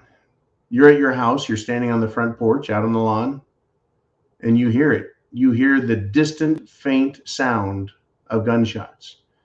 And you listen to the radio and they say people are fighting in the street. They're fighting over their political belief systems. Will you, at that point, it's very close, go fight? I think it's a fair question to ask. How close does it have to be before you do something about it? Or does it have to literally come down your street like it did to the McClotskys in St. Louis? The cul-de-sac commandos came out of their house wearing khakis and a polo shirt, sporting an AR-15 rifle, and had to defend himself there. Now, there was no shooting there in that instance, thankfully, right? Because I'm a nonviolent kind of guy. But what needs to happen before you will be ready? And it's just an exercise. You're not a coward. You're not weak. You're not stupid, right? You're none of those things. You're not unpatriotic if you don't get off the couch when it's 200 miles away or if it's even down the street. I'm just asking the question so you can self-assess. Self-assess. All right. Jolene, let's keep going with these super chat donations. We're closing in on an hour and a half, folks, and we're still going. We got Free Thinker has become a YouTube member of the Prepared Mind channel network. And don't forget the rsyndicate.com, folks, for all things prepping. All right. Who do we have next? We have Mr. Skylight checking in with a $19.99 super chat donation. And he's got a quote by Plato, the great philosopher. If you do not take an interest in the affairs of your government, then you are doomed to live under the rule of fools. Never, I think, Mr. Skylight, has that become more apparent, more obvious, more in our faces. When we look at who is running this country, I call it an idiocracy. And that's, I think, a generous compliment. They are complete and total fools. Whether we're talking about the banking system, or we're talking about our border system, whether we're talking about schools, the military, international conflict. These people are great fools, no doubt. And they are lovers of themselves. They are lovers of themselves. And what do I mean by that? Well, they have their opinion, and all they want to do is feel good about what they do. They don't really give a shit about their neighbors, folks, about their fellow man, right? I do want freedom and liberty for myself, but in order for me to obtain that, to win that, I have to obtain it for my neighbor first, for my countrymen first. These people at the top, they want their wealth, their money, their power, and they need to take it from everyone else. They're lovers of themselves. Thank you, Mr. Skylight, for that great super chat donation and for that great quote by Plato. Moving forward yet again, we have Johnny Freedom Seed with a $50 super chat donation. And you know what that means? That means another Glenn Levitt. I'll tell you what. You can piss me off. You can get me lit on fine Scottish water, and I'm not going to violate YouTube's rules or say anything stupid that would cause the FBI to come pay me a visit. But cheers, salute, prost.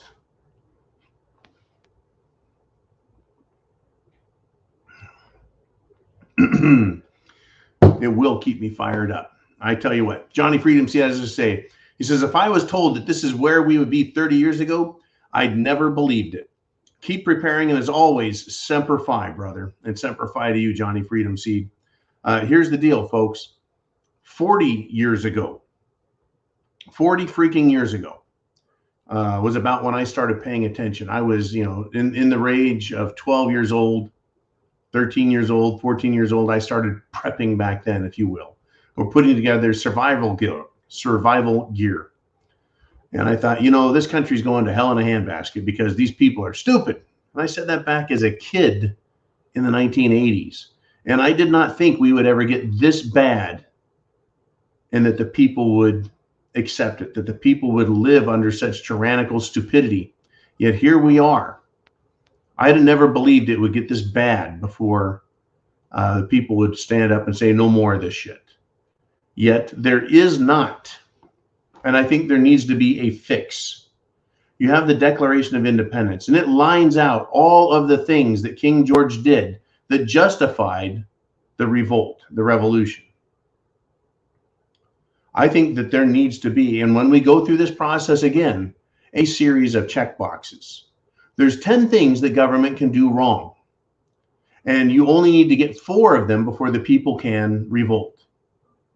And there should be a systematic way to line it out so that everybody knows, especially government, if they start violating the people's rights, our trust, that they are going to be thrown out. And we have cause, and it's completely fucking legal. But if you go look at the Declaration of Independence right now and read everything that King George was accused of doing, you will notice, folks, that there are not very many boxes that are unchecked. In fact, they've created some new boxes with today's version of tyranny. Yes, get prepared, and then prep to action. Thank you, Johnny Freedom Seed. Prep to action, folks. You've got to be prepared, but you've got to stand up for yourself and take real action. People are fighting back. They are waking up, and asleep and apathetic people will not fight. So they have to be woken up, and the only way they can be woken up is to be uncomfortable. And it's up to you and I to make them uncomfortable, very uncomfortable, if need be. Okay, Jolene, have we caught up on all the super chats? Where are we at? What do we got going? Thank you. And that scotch is starting to have an effect. And it is Boomer21 out of Canada with an 11 Canadian dollars super chat donation.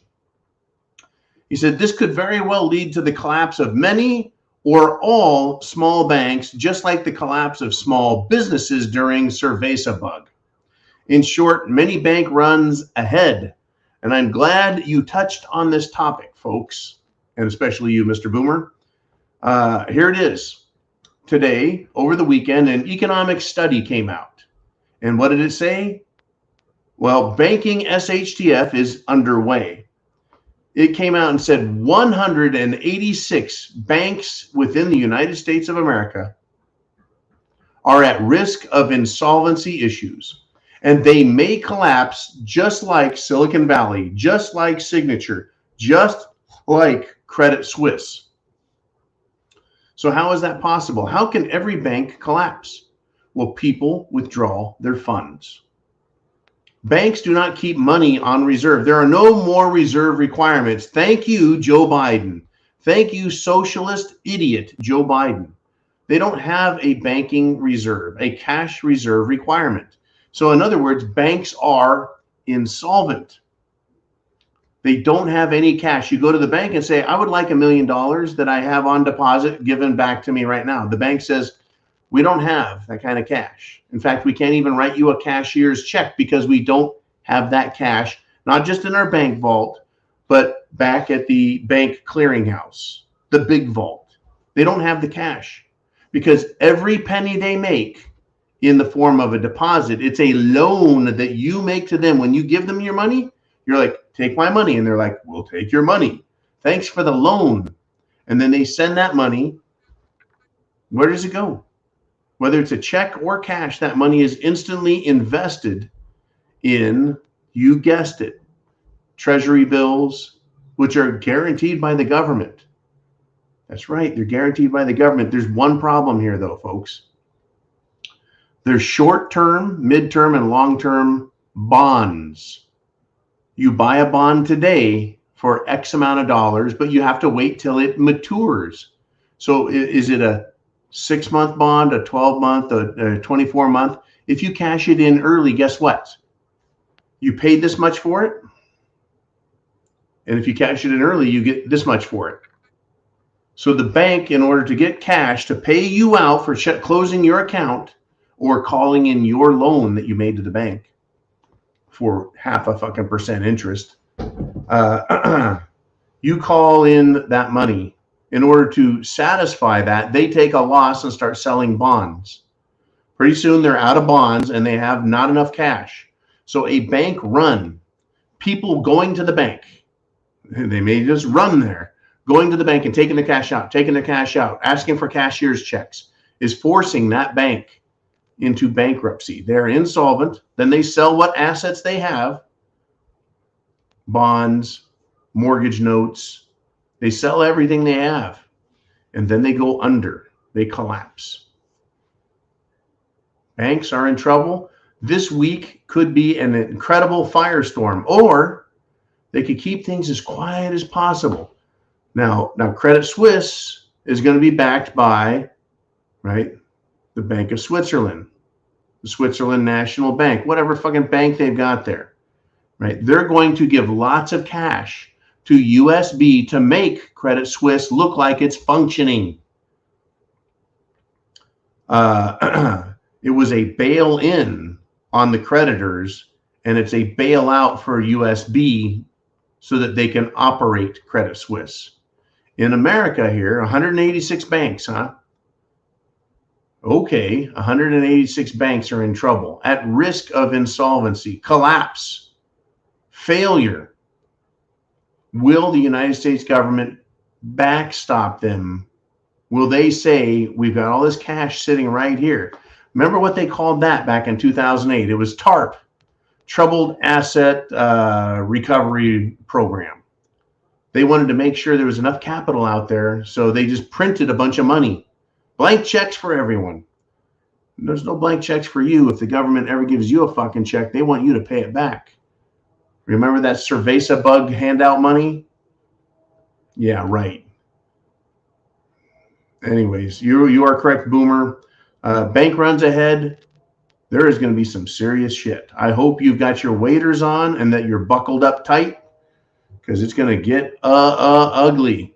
Okay. Where are we at, Jolene? What do we got now?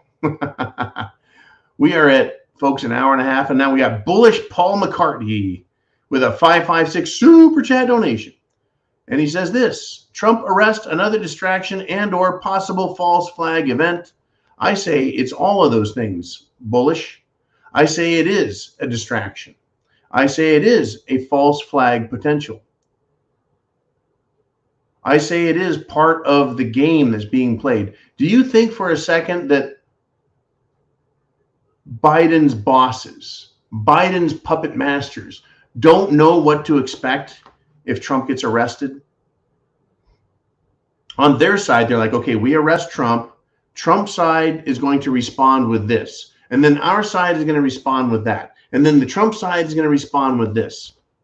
This is like a game of chess or checkers, if you will, except Biden keeps eating the checkers. But it's a game. It's back and forth. It's you make a move, I make a move, you make a move, I make a move. These two sides make moves back and forth.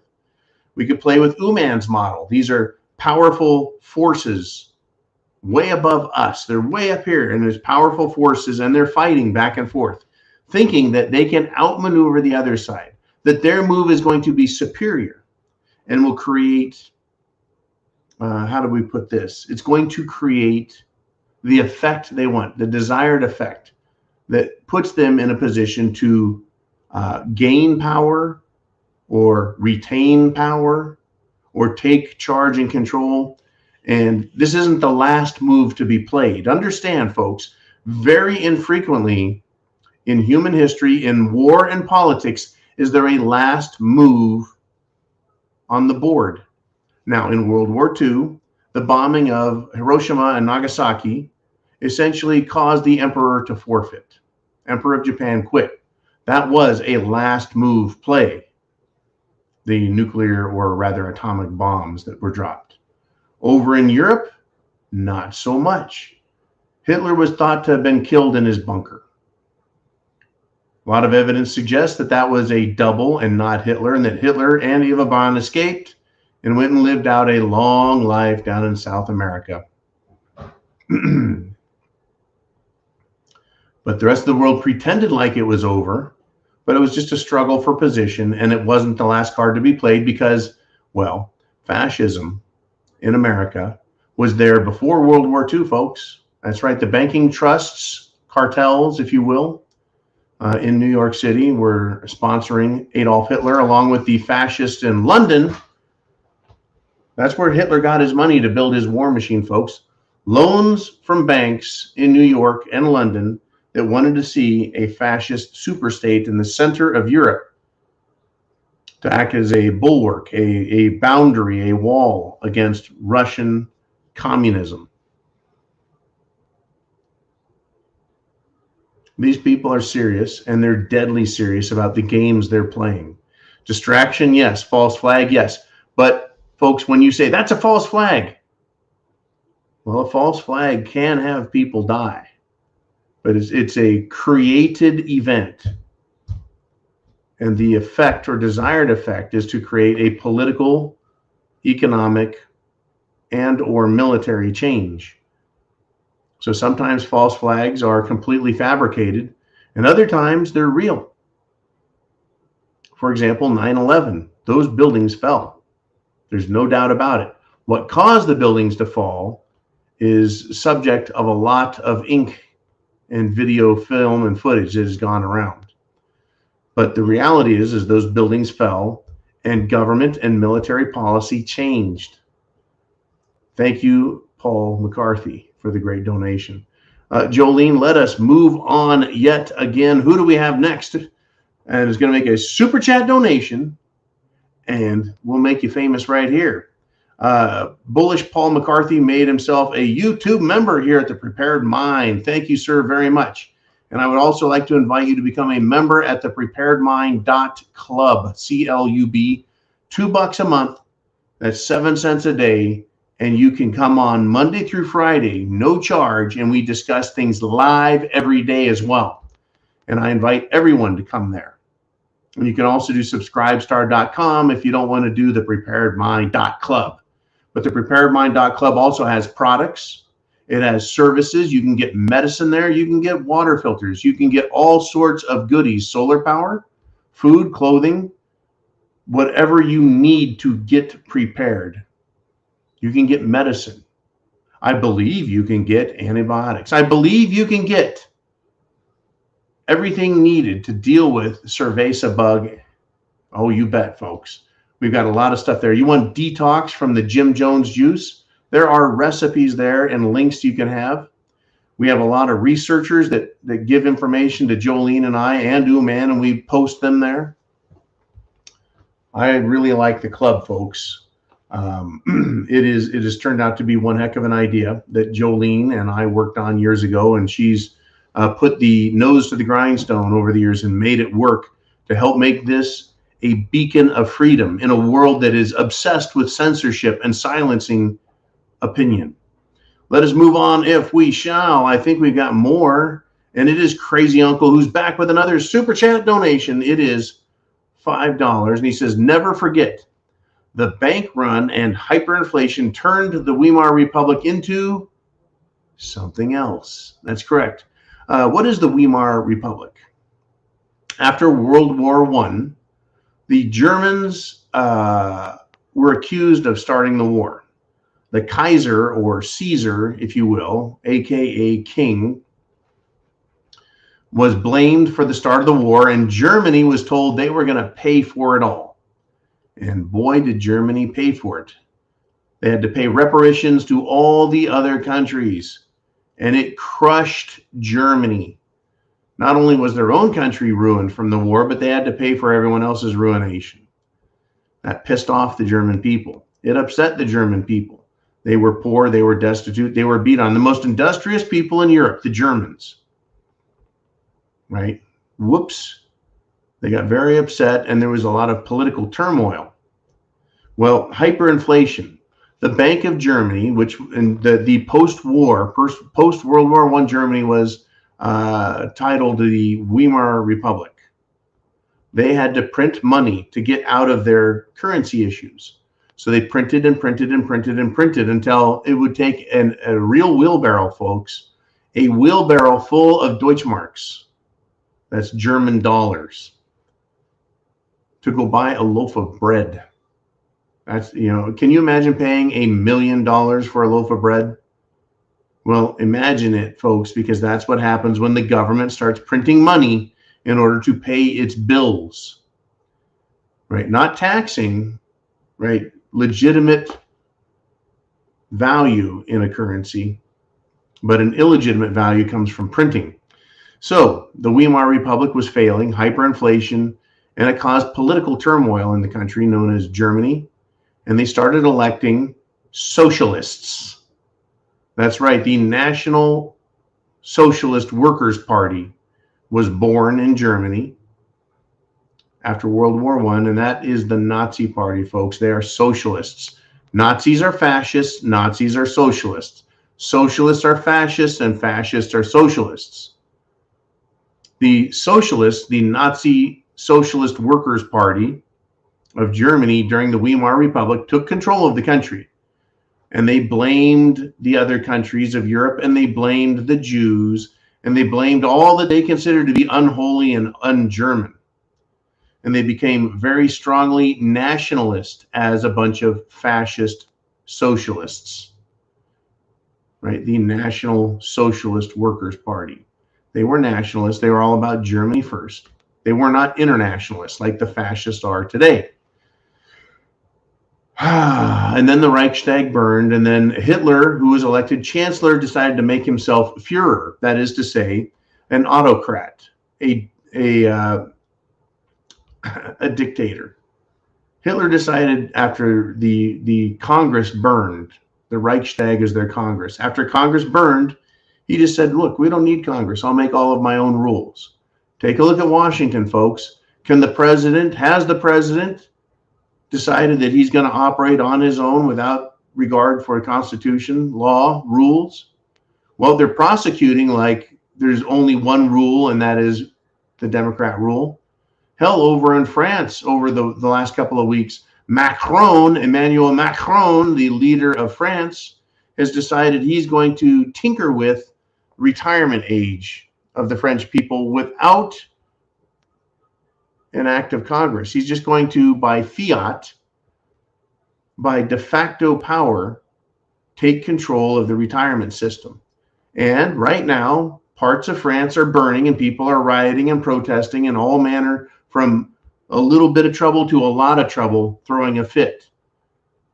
I find it hard to believe they're concerned about their fucking retirement when they ought to be concerned about control of their country not being turned over to a bunch of radical outsiders or the World Economic Forum itself. Thank you, Crazy Uncle. You are absolutely correct. Great topic to bring up. SHTF worthy all the way. So who do we have next? Who has the next super chat donation? Holy cow, it is Cal, not Superman, with a $100 super chat donation. And he says, I do, Big John. Tell you what, man, here we are. Glenn Levitt, 100. Woohoo! Look out. Let me set that bad boy down there and protect that while I protect the principal. Set that bad boy there. Cal, not Superman. Thank you.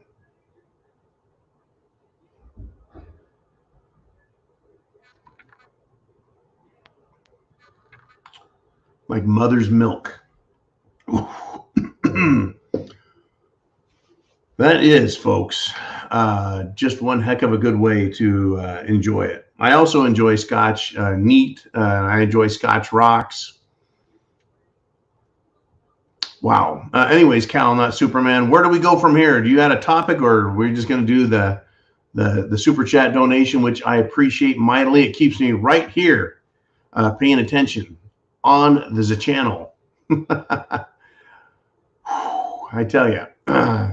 Okay, thank you very much. Jolene, who do we have next? We got Will Sevy with a $5 super chat donation. He says, John, if you could tell someone the most important thing about prepping, what would you say? The most important thing about prepping. You are responsible for yourself.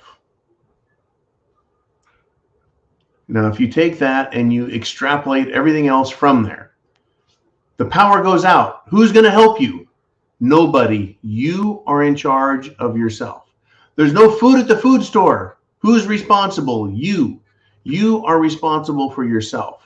You can't get fuel for your car. How are you going to get to work? How are you going to take care of your kids? How are you going to do this? You're responsible for yourself. Transportation. There's riots. There's people coming down the street. I hear gunshots all night. Where are the police? Where's the sheriff? You are responsible for yourself. So who is going to take care of you in an emergency situation? That's right, you.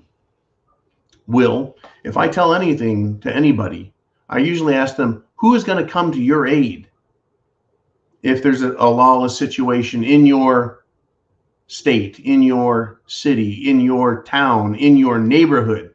Who's going to come to your aid? If you can't get food because the stores are shut down or there's a supply line issue, right? Who's going to give you the food? Right? We saw massive food bank lines, folks, and that was a small percentage of the population trying to get food. Most people could get food. Most people have access to that. But a lot of people didn't. They were told, you don't get to come to work. You've got no money. They had no other source of income. So they went and got in line for food banks. Food banks were absolutely hammered, right? Their inventory was gone. Donations were made, of course. People tried, but who's responsible for you in an emergency? You are responsible for you. That's the most important thing. After that, it's, well, what are the things I need? Food, water, shelter, clothing, medicine, means of self-defense. Your plan is your 10-mile radius around you in the middle. What kind of law enforcement do you have? Are they going to be on your side? Are they on the other side? Are they on no one's side? Are they going to bug out? Water. What kind of water do you have? Do you have access to any water? How far is the water? Once you get the water, how are you going to drink it? Are you going to boil it? Well, if you're going to boil it, what's your source of heat? Natural gas, propane? How long is that going to stay on if there's an emergency? If you have to use wood, where are you going to get the wood? How are you going to light the wood? What are you going to put the wood in? A fireplace? In a barbecue? Right? Or are you going to do water purification systems? You're going to do a sand filter system, then run it through a Berkey? You're just going to run it through a Berkey? Big questions, right? Are you going to use chemicals? Are you going to use chlorine or iodine to purify water or sanitize it, if you will? Do you know how to do that? Have you practiced at it? Do you have the right clothing? Do you have medicines that you're going to need? What if you step on a nail? What if you get cut? What if you get sick while shit is hit the fan? How are you going to take care of yourself? All kinds of questions, but it comes down to, in an emergency situation, you are responsible for you. Great topic, Will. Thank you very much. That could be made into a short. All right, Jolene, who do we want to put up next? We're at 1 hour and 45 minutes. Now, I'll tell you what, I'll stay on here as long as you guys have questions. And we got Nana Nay with a $5 super chat donation. And she says, John, thoughts on credit unions with this impending bank fiasco? They aren't FDIC backed, but rather NCUA. And that's NCUA stands for none of business about who our money comes from. I tell you what, Nana, it is a huge fear factor right? Is your money safe? How much money do you have in a bank? Now, I'll tell you guys right now, I bank with a credit union in California, even though I am way down south. Fortunately, they have a program, folks, that you can bank all over the place. And they're like cousins, these credit unions. So the credit union I belong to is one that is used by many different institutions that are very large and get their money from government. Because of that, the liquidity is constantly supplied by the government, whether it's state or federal. So unless government were to stop paying their people, the credit unions that I deal with won't run out of cash. Now, that said, they, just like other banks, other institutions, other financial institutions, they also send their money off to Wall Street, right? They have money market accounts and all this crap. They're just like other banks, but are they safer? A lot of people believe credit unions are safer. What I can tell you is my credit union, even though it is backed by tons of public servants who work for the government, or rather work for us through the government, they are very conservative. In other words, high interest rates on loans and safer investment portfolios. And because the people that work for them know they've got checks coming from government, these credit unions, I believe, that I'm dealing with are safer. Now, there's other credit unions like in California, and I don't know if this is National Schools Credit Union. I also belong to NASA Federal Credit Union, USAA. There's a lot of different institutions out there. None of them are 100% safe. NCUA, FDIC, types of insurance to guarantee depositors that they can get their money back. If the FDIC is not fully funded, and it's not, then they can't pay back. That's why the Treasury, the Federal Reserve, and the president had to get involved in order to save their friends in China and other investors they know from a total loss and default. That's right. Total loss and default. Well, Switzerland is backing USB so they can hand out $100 billion to their friends before they say, well, we just have to let the whole thing crumble. Sorry about that, Credit Suisse. World's second largest bank goes under with a bail-in and a bailout at the same fucking time. Will everyone else catch that? Will anyone else understand that? What's going on in America, Nana? We got big trouble. And just like 2008, Ben Bernanke steps up and says the subprime is contained. That's right. The contagion, the risk, it's been contained. The threat, it's contained. There's no worries there. Nothing to see here. Everyone just go on home. And then Hank Paulson steps on the floor of Congress and says, hey, we're fucked. If you don't write us a big check, $1 trillion, everything's gonna crash. We're gonna have blood in the streets. There'll be riots and protests. It was a shakedown. If all the banks, let me ask you this, Nana, if all the banks shut down tomorrow, they had a bank holiday, they opened up, there was a bank run, and they all shut down, would the people riot? Would they get mad? I guess if you had $50,000 in cash sitting in your bank, U.S. Bank or Bank of America or Wells Fargo or Chase or Citi, and you went to get your money and the bank was just fucking locked up, and you call on the phone and no one answers, you might have some questions. You might get really pissed off. You might go, where the hell's my money? Not only can I not pay my bills, but now my wealth, my savings is gone. Look out. Absolutely look out. Thank you, Nana. Very good. Let us move on. I know where your guys' mind is. I'm getting a good idea where the Prepared Mind audience, which is a section of America, is concerned about these topics we've discussed. Isn't that interesting? Thank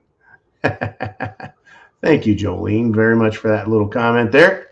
Now, I've got 10 minutes left in the show. If you've got something you want to say, if you've got a prediction, if you've got a comment, if you want to point to history, hit that super chat button there, or go down below to Venmo, PayPal, Cash App, make a donation, and I can make you famous and get your name on the screen, just like everyone else.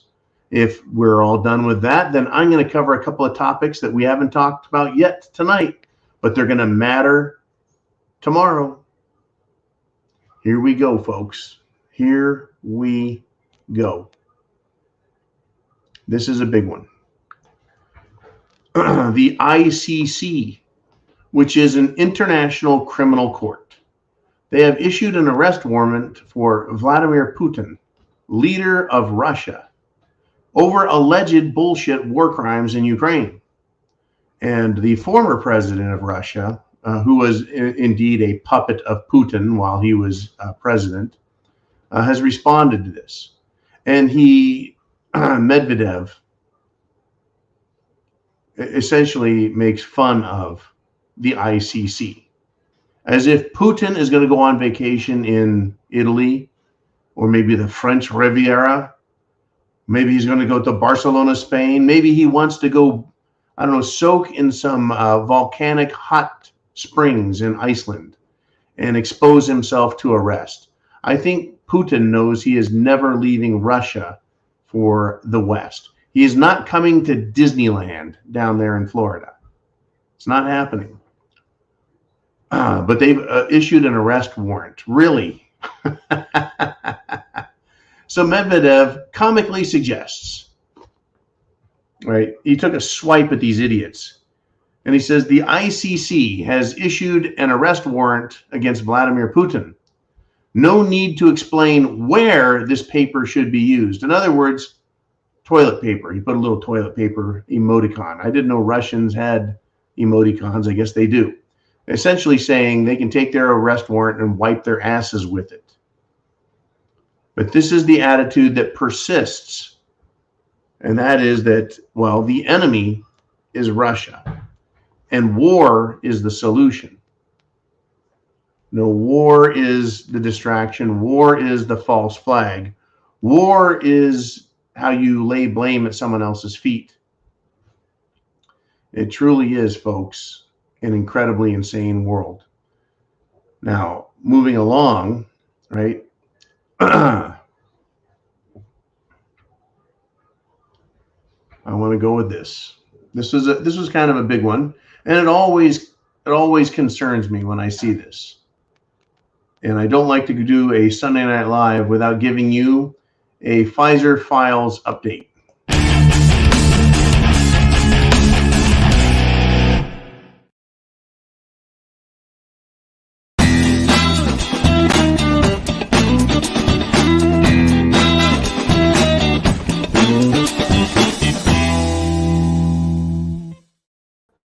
All right. Well, guess what? A meteorologist for CBS decided that they were going to go on TV, and it was a big mistake. Yeah, the two ladies, they're bantering, and now the weather. And they go over to the blonde weather bunny, who then proceeds to black out and collapse. Black out and collapse. Right live. And they're like, oh, I want you to take a wild guess. What was this newscaster, this meteorologist? Did she suddenly get camera shy? Did she not put enough sugar on her Wheaties? Or do you think it was the Jim Jones juice? It's still a concern. It's still happening, folks. Still happening. People collapsing, people dying, heart attacks, strokes, blood clots, extraordinaire. I've got another 5 minutes. So, Jolene just let me know we got some more super chat donations. So let's do that. Let's get to them, Jolene. We've got Will Sevy with another $5 super chat donation. Will says, the American empire has lasted longer than the Roman Empire. All empire ends. How will America end? My prediction for the end of the American empire. Hopefully not the end of the republic, but rather the empire. And there is a difference and there's a distinction. Without getting too much into that, you ask the question, how will America end? Well, the empire will end in death, financial ruination, military confusion and turmoil, and indeed great suffering and death. It is going to end because of corruption. It is going to end because of perversion. And these things are all happening right now.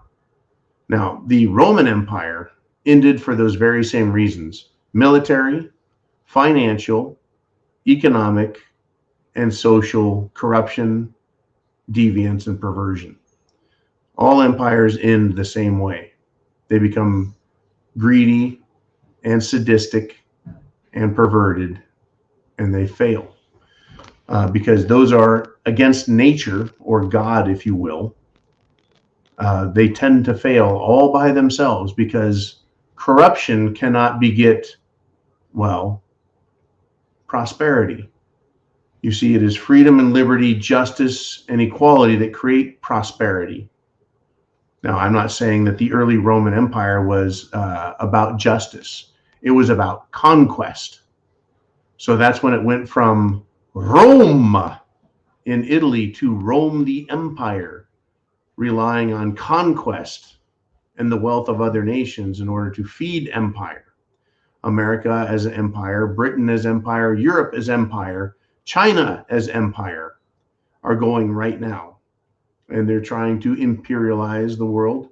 And communism has the same goals in mind, only they pretend like they're superior. The colonial partner in the empire or imperial relationship is often, they have their wealth plundered and their freedoms and liberties sacrificed to feed the home empire. And when all else fails, right, the empire collapses back upon itself. Now, Rome itself, Rome burned, Rome fell, the empire, but the people lived. It's not like Italy was uninhabited for 1,000 years and everyone died, but it shrank back to where life was sustained on a local basis through agriculture, through hard work, through trade, the very basics of life. If you look at the population of the world right now, we're at 8 billion people. It cannot be supported and sustained without the technology that we have. The world empire, whether it falls under the World Economic Forum uniglobal system, or whether it's a series of interconnected cooperating empires like America, Canada, Australia, England, the European Union nations, China, Japan. They're cooperating, they're working together to make sure everyone has everything they want and they need, and they're trading, they're using money and currency to pay all these bills. But can it fail? It relies, folks, a big part of that is not just the productivity, farming or industrial, but it also requires the financial component, money, currency. How do you trade? What do you trade in? How do you promote more business? Well, it used to be that you would invest in a business and it would go out and produce a product or mine something or grow something. Today, right, people want to invest in, well, ideas. Ideas are wonderful. And I know that ideas can lead to good things, but ideas themselves don't produce shit. I have great ideas every day and they produce me $0, but it's a great idea you have. So you need to actually invest in something that makes something, right?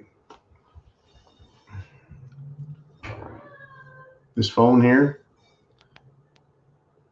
it's a great communication tool, but it doesn't make anything for me, right? It's been made, but all the apps on it, they don't make me money. They just allow me to communicate. Right? Is communication an asset? Well, communication is a technique. Communication is a benefit of a high technology, but empires fail. Romans had great ways to communicate, folks. They used fire to communicate, a type of code, or Morse code, if you will. It wasn't Morse, but it was a type of code to communicate signals using fire. And they could do that at night. In day, not so well, but at night, certainly. They had a system of communication that used line of sight and the ability to see the next fire. And they would record the message, and then they would send the message, fire, fire, fire, fire, down the line. They could communicate great distances very quickly. Carrier pigeon, same story. Right? That's how they communicated. Did that sustain the empire as it crumbled due to decadence and immorality and perversion and theft and murder? No. But it allowed it to sustain itself a little longer than would normally be expected. That's where we're at today. That is exactly where we're at today. Is the reason that the empire hasn't crumbled is because we have mass communication. We have incredible technology, transportation. We have the means of production for both food and industry. And there is international cooperation that is continuing to sputter along. But when enough spokes break off the wheel comes apart and the whole machine stops. Are you prepared? All right, I think we got another super chat donation. We're at the 2-hour mark, folks. 2 freaking hours. And it is Dior's with a $10 super chat donation. He says, fully funding and supplying a fighting homestead prepper retreat would be one thing, but getting good group dynamics and full cooperation of the group is something entirely different. Thoughts? Well, yes, you are absolutely correct. You can take 100 people, put them together, and you can produce a great community that supplies food, security, communication, and all things related to keeping that group alive. A small community.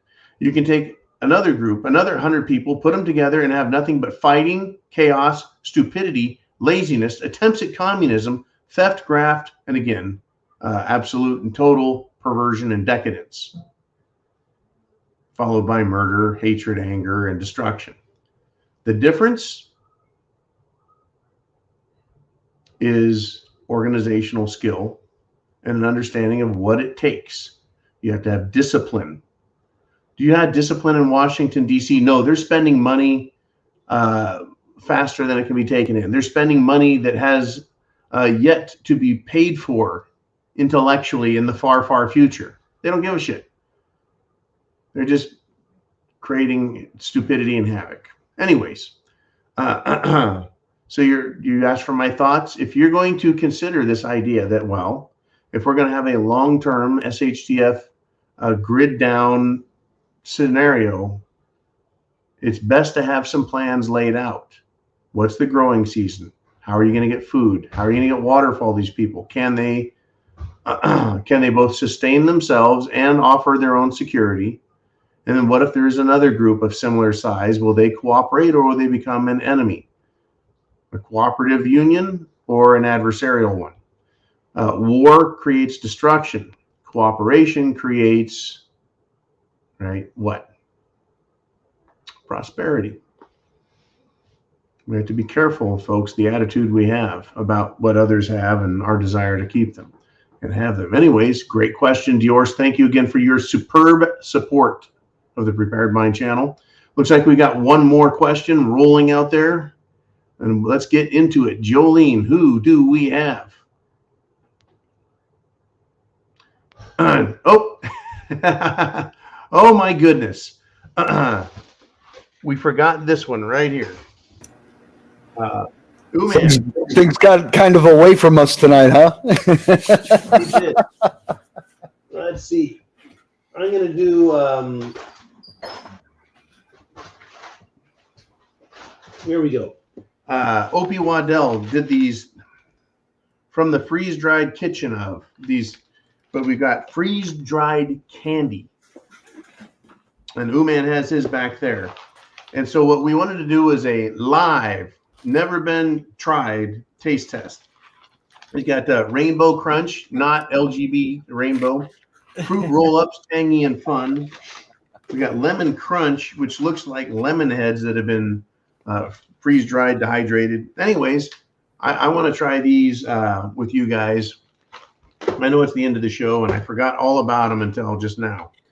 So, what's that, man? I said, kept getting sidetracked. Yeah. So, the crunch a bunch of candy. I'm going to call this Survival Santa right here. The Crunch a Bunch, which is that?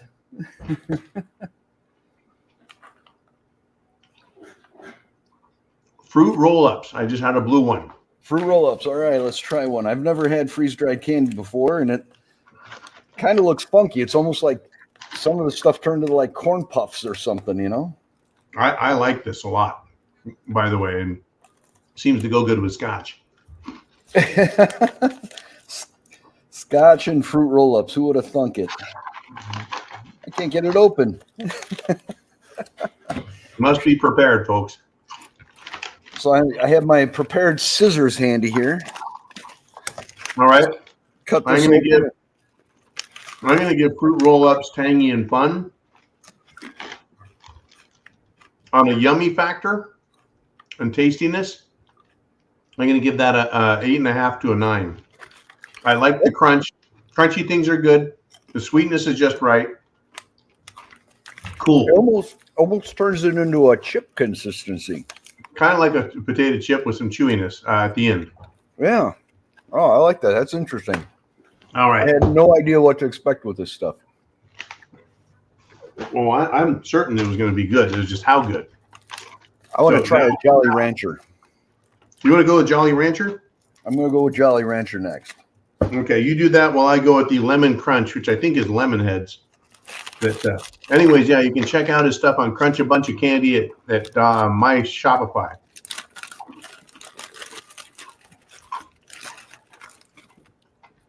Lemon Crunch. Very crunchy. Oh, these Jolly Ranchers are good. Are they? I can't believe it dehydrates down in this little tiny lightweight. Here, look at this. This is what a Jolly Rancher looks like when it's dehydrated. Well, it's like you get that burst of flavor, but you don't get that sticking your teeth together thing. Yeah, I like that. I like this. I love the Lemon Crunch. Opie, very good. Once again, I'm going to give that an 8.5. Okay, I got to try one of those. You know what? I wonder if these would be good if you like drop them into a shot of vodka or something. Oh, you know they'd be good, man. Oh, yeah. Get some rehydration action happening.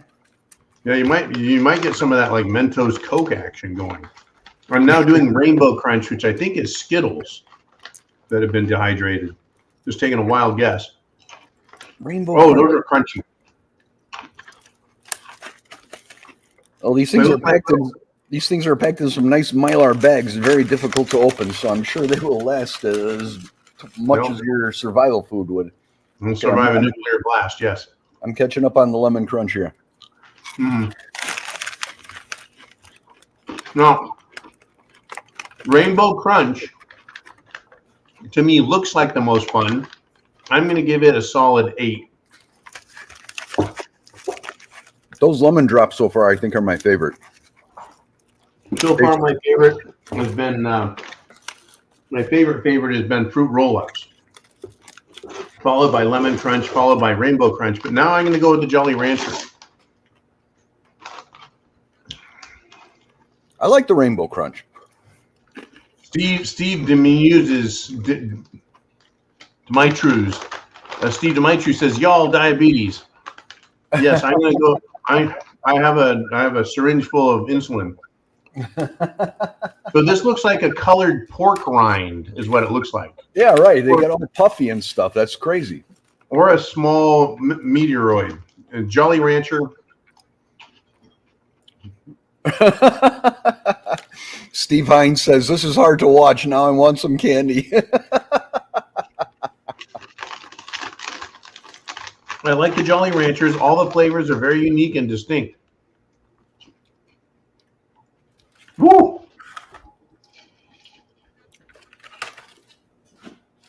I'm going to try one of these bit of honeys here. Bit of honeys. Oh, you're going that way? Yeah, I'm going to go that way. Okay. My favorite, I like the sour stuff the best. So I'm saying right now the lemon drops are probably my favorite, followed by the fruit roll-ups and rainbow crunch. You just went with a bit of honey. So I'm going to give the those now and laters, I'm going to give that an 8.5 out of 10. And then I'm going to go with Werther's Original, which is, I believe, a caramel. Those are the caramel, the little round caramel things Grandma always had in her candy bowl when you went to visit. Yeah. Our grandparents had funky candy in a bowl. No telling how old that shit was, but kids would eat it. Werther's caramel. Very interesting. And this is what those turned into. What's that? This is the Werther's caramel for everybody to see.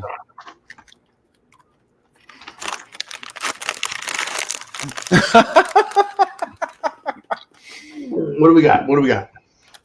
I just saw a comment scroll by from Do Stuff with Nikki. It says, "Oh fuck, Uman likes the rainbow too." Well, we've lost him, folks. I'll teach you. I'm going to try a bit of honey. I like the Werther's better than the bit of honeys. I'm going to call that a push. I'm going to give them both a 7.5. Okay. I'll tell you what. Wow, that's really crazy what happens to these candies when they get dehydrated. What I can tell you is my pancreas is now screaming stop. The bit of honey is turned back into the chewiest stuff real fast. Well, I think I'm going to have to pick up a bottle of vodka this week and drop some of those Jolly Ranchers and lemon drops into there and see what that does to it. What I think these would be great for is to buy and put a bag of them in an Easter basket. Yep, the kids wouldn't, I don't know, they wouldn't know what to make of it. Well, I think, send them to your friends. Hey, this is prepper candy for Armageddon. If you want people to wake up and get prepared and go, hey, it doesn't taste like shit. Look at this. This is candy for the end of the world. It'll last forever. Yeah. I'm liking it. It's very unique, and it doesn't give you that overwhelming sweetness that candy does when you normally eat it. Yeah, I think it's like half the sugar of normal candy. That's what it tastes like. You think the sugar dehydrates out? Or you think that's like all the sugar that's left? I don't know. The sugar that's left. But I mean they give you the nice little Mylar pouches and stuff, so you can just reseal that and looks like you did a real nice job with the packaging on this stuff. I think what Opie, here's an idea for Christmas. Package this shit and call it Survival Santa Candy. And sell it in a case like an MRE with your whole line of it, and you can put one or two of each in a box and ship it off to people you want to be prepped. Steve Hint says, I never thought it would be so interesting watching two guys eating candy on top of it. Getting candy stuck in my fucking teeth. But, what I've always talked about with candy and SHTF is it's going to be hard. It's going to be difficult. People are going to be scared. Kids are scared. To give kids a piece of candy, whether it's dehydrated or normal candy, will kind of give them a sense of comfort and normalcy that we look for. And that's a good thing. And so I've always recommended having a lot of candy for SHTF. Just for that reason, just to help children out. And then adults, of course, also. We enjoy a little sweets every now and then. But that's it. Thank you, Opie, very much for those bags of stuff. I'm going to go sneak down and dig a hole in the yard and put them in there. Yeah. Thank you very much, Opie. That was very awesome of you to share that with us. It's a great idea. I like it a lot. Certainly for people who say, how do I get people to even look at prepping? That may be a way to do it. Send them some of this shit and they're going to go, why did you buy this? You go, well, I do know that if you keep candy in your SHTF supplies, it does go bad after a couple of years. Anywhere from 6 months to 2 years, candy will get either really hard or soggy and screwy. It'll just get all fucked up. So this may be a way to store candy indefinitely, the same way you can store rice, food, other things in your survival chow that can last up to 25 years. You got to leave one bag of this in a hot car and see if it like all clumps and melts together. I'll let you try that. But I'm north, in Chicago, man. It's freezing up here. Then I'll have to wait till August if I do it. Okay, yeah, you're right. I'll give it a shot. I'll go with the bit of honeys and see if they turn into honey goo. There you go. That'd be interesting to know too, how that survives the heat. There you go. All right, I'm going to call it a night. I got to get up 0 dark 30 and play the game again. Whew. So I'm going to close this zoo out. Thank you, Jolene, very much. She's been in the background, keeping an eye on everything, facilitating things. Man, thank you again for the great debate and discussions. I always enjoy our talks, man, always. Hey, man, thanks for having me on, and have a good night, everybody out there. And we'll see you around the interwebs. Yep, it's all going to start first thing in the morning. More bullshit. Get ready for it. Chance favors. The prepared mind is yours. Godspeed. Semper Fi.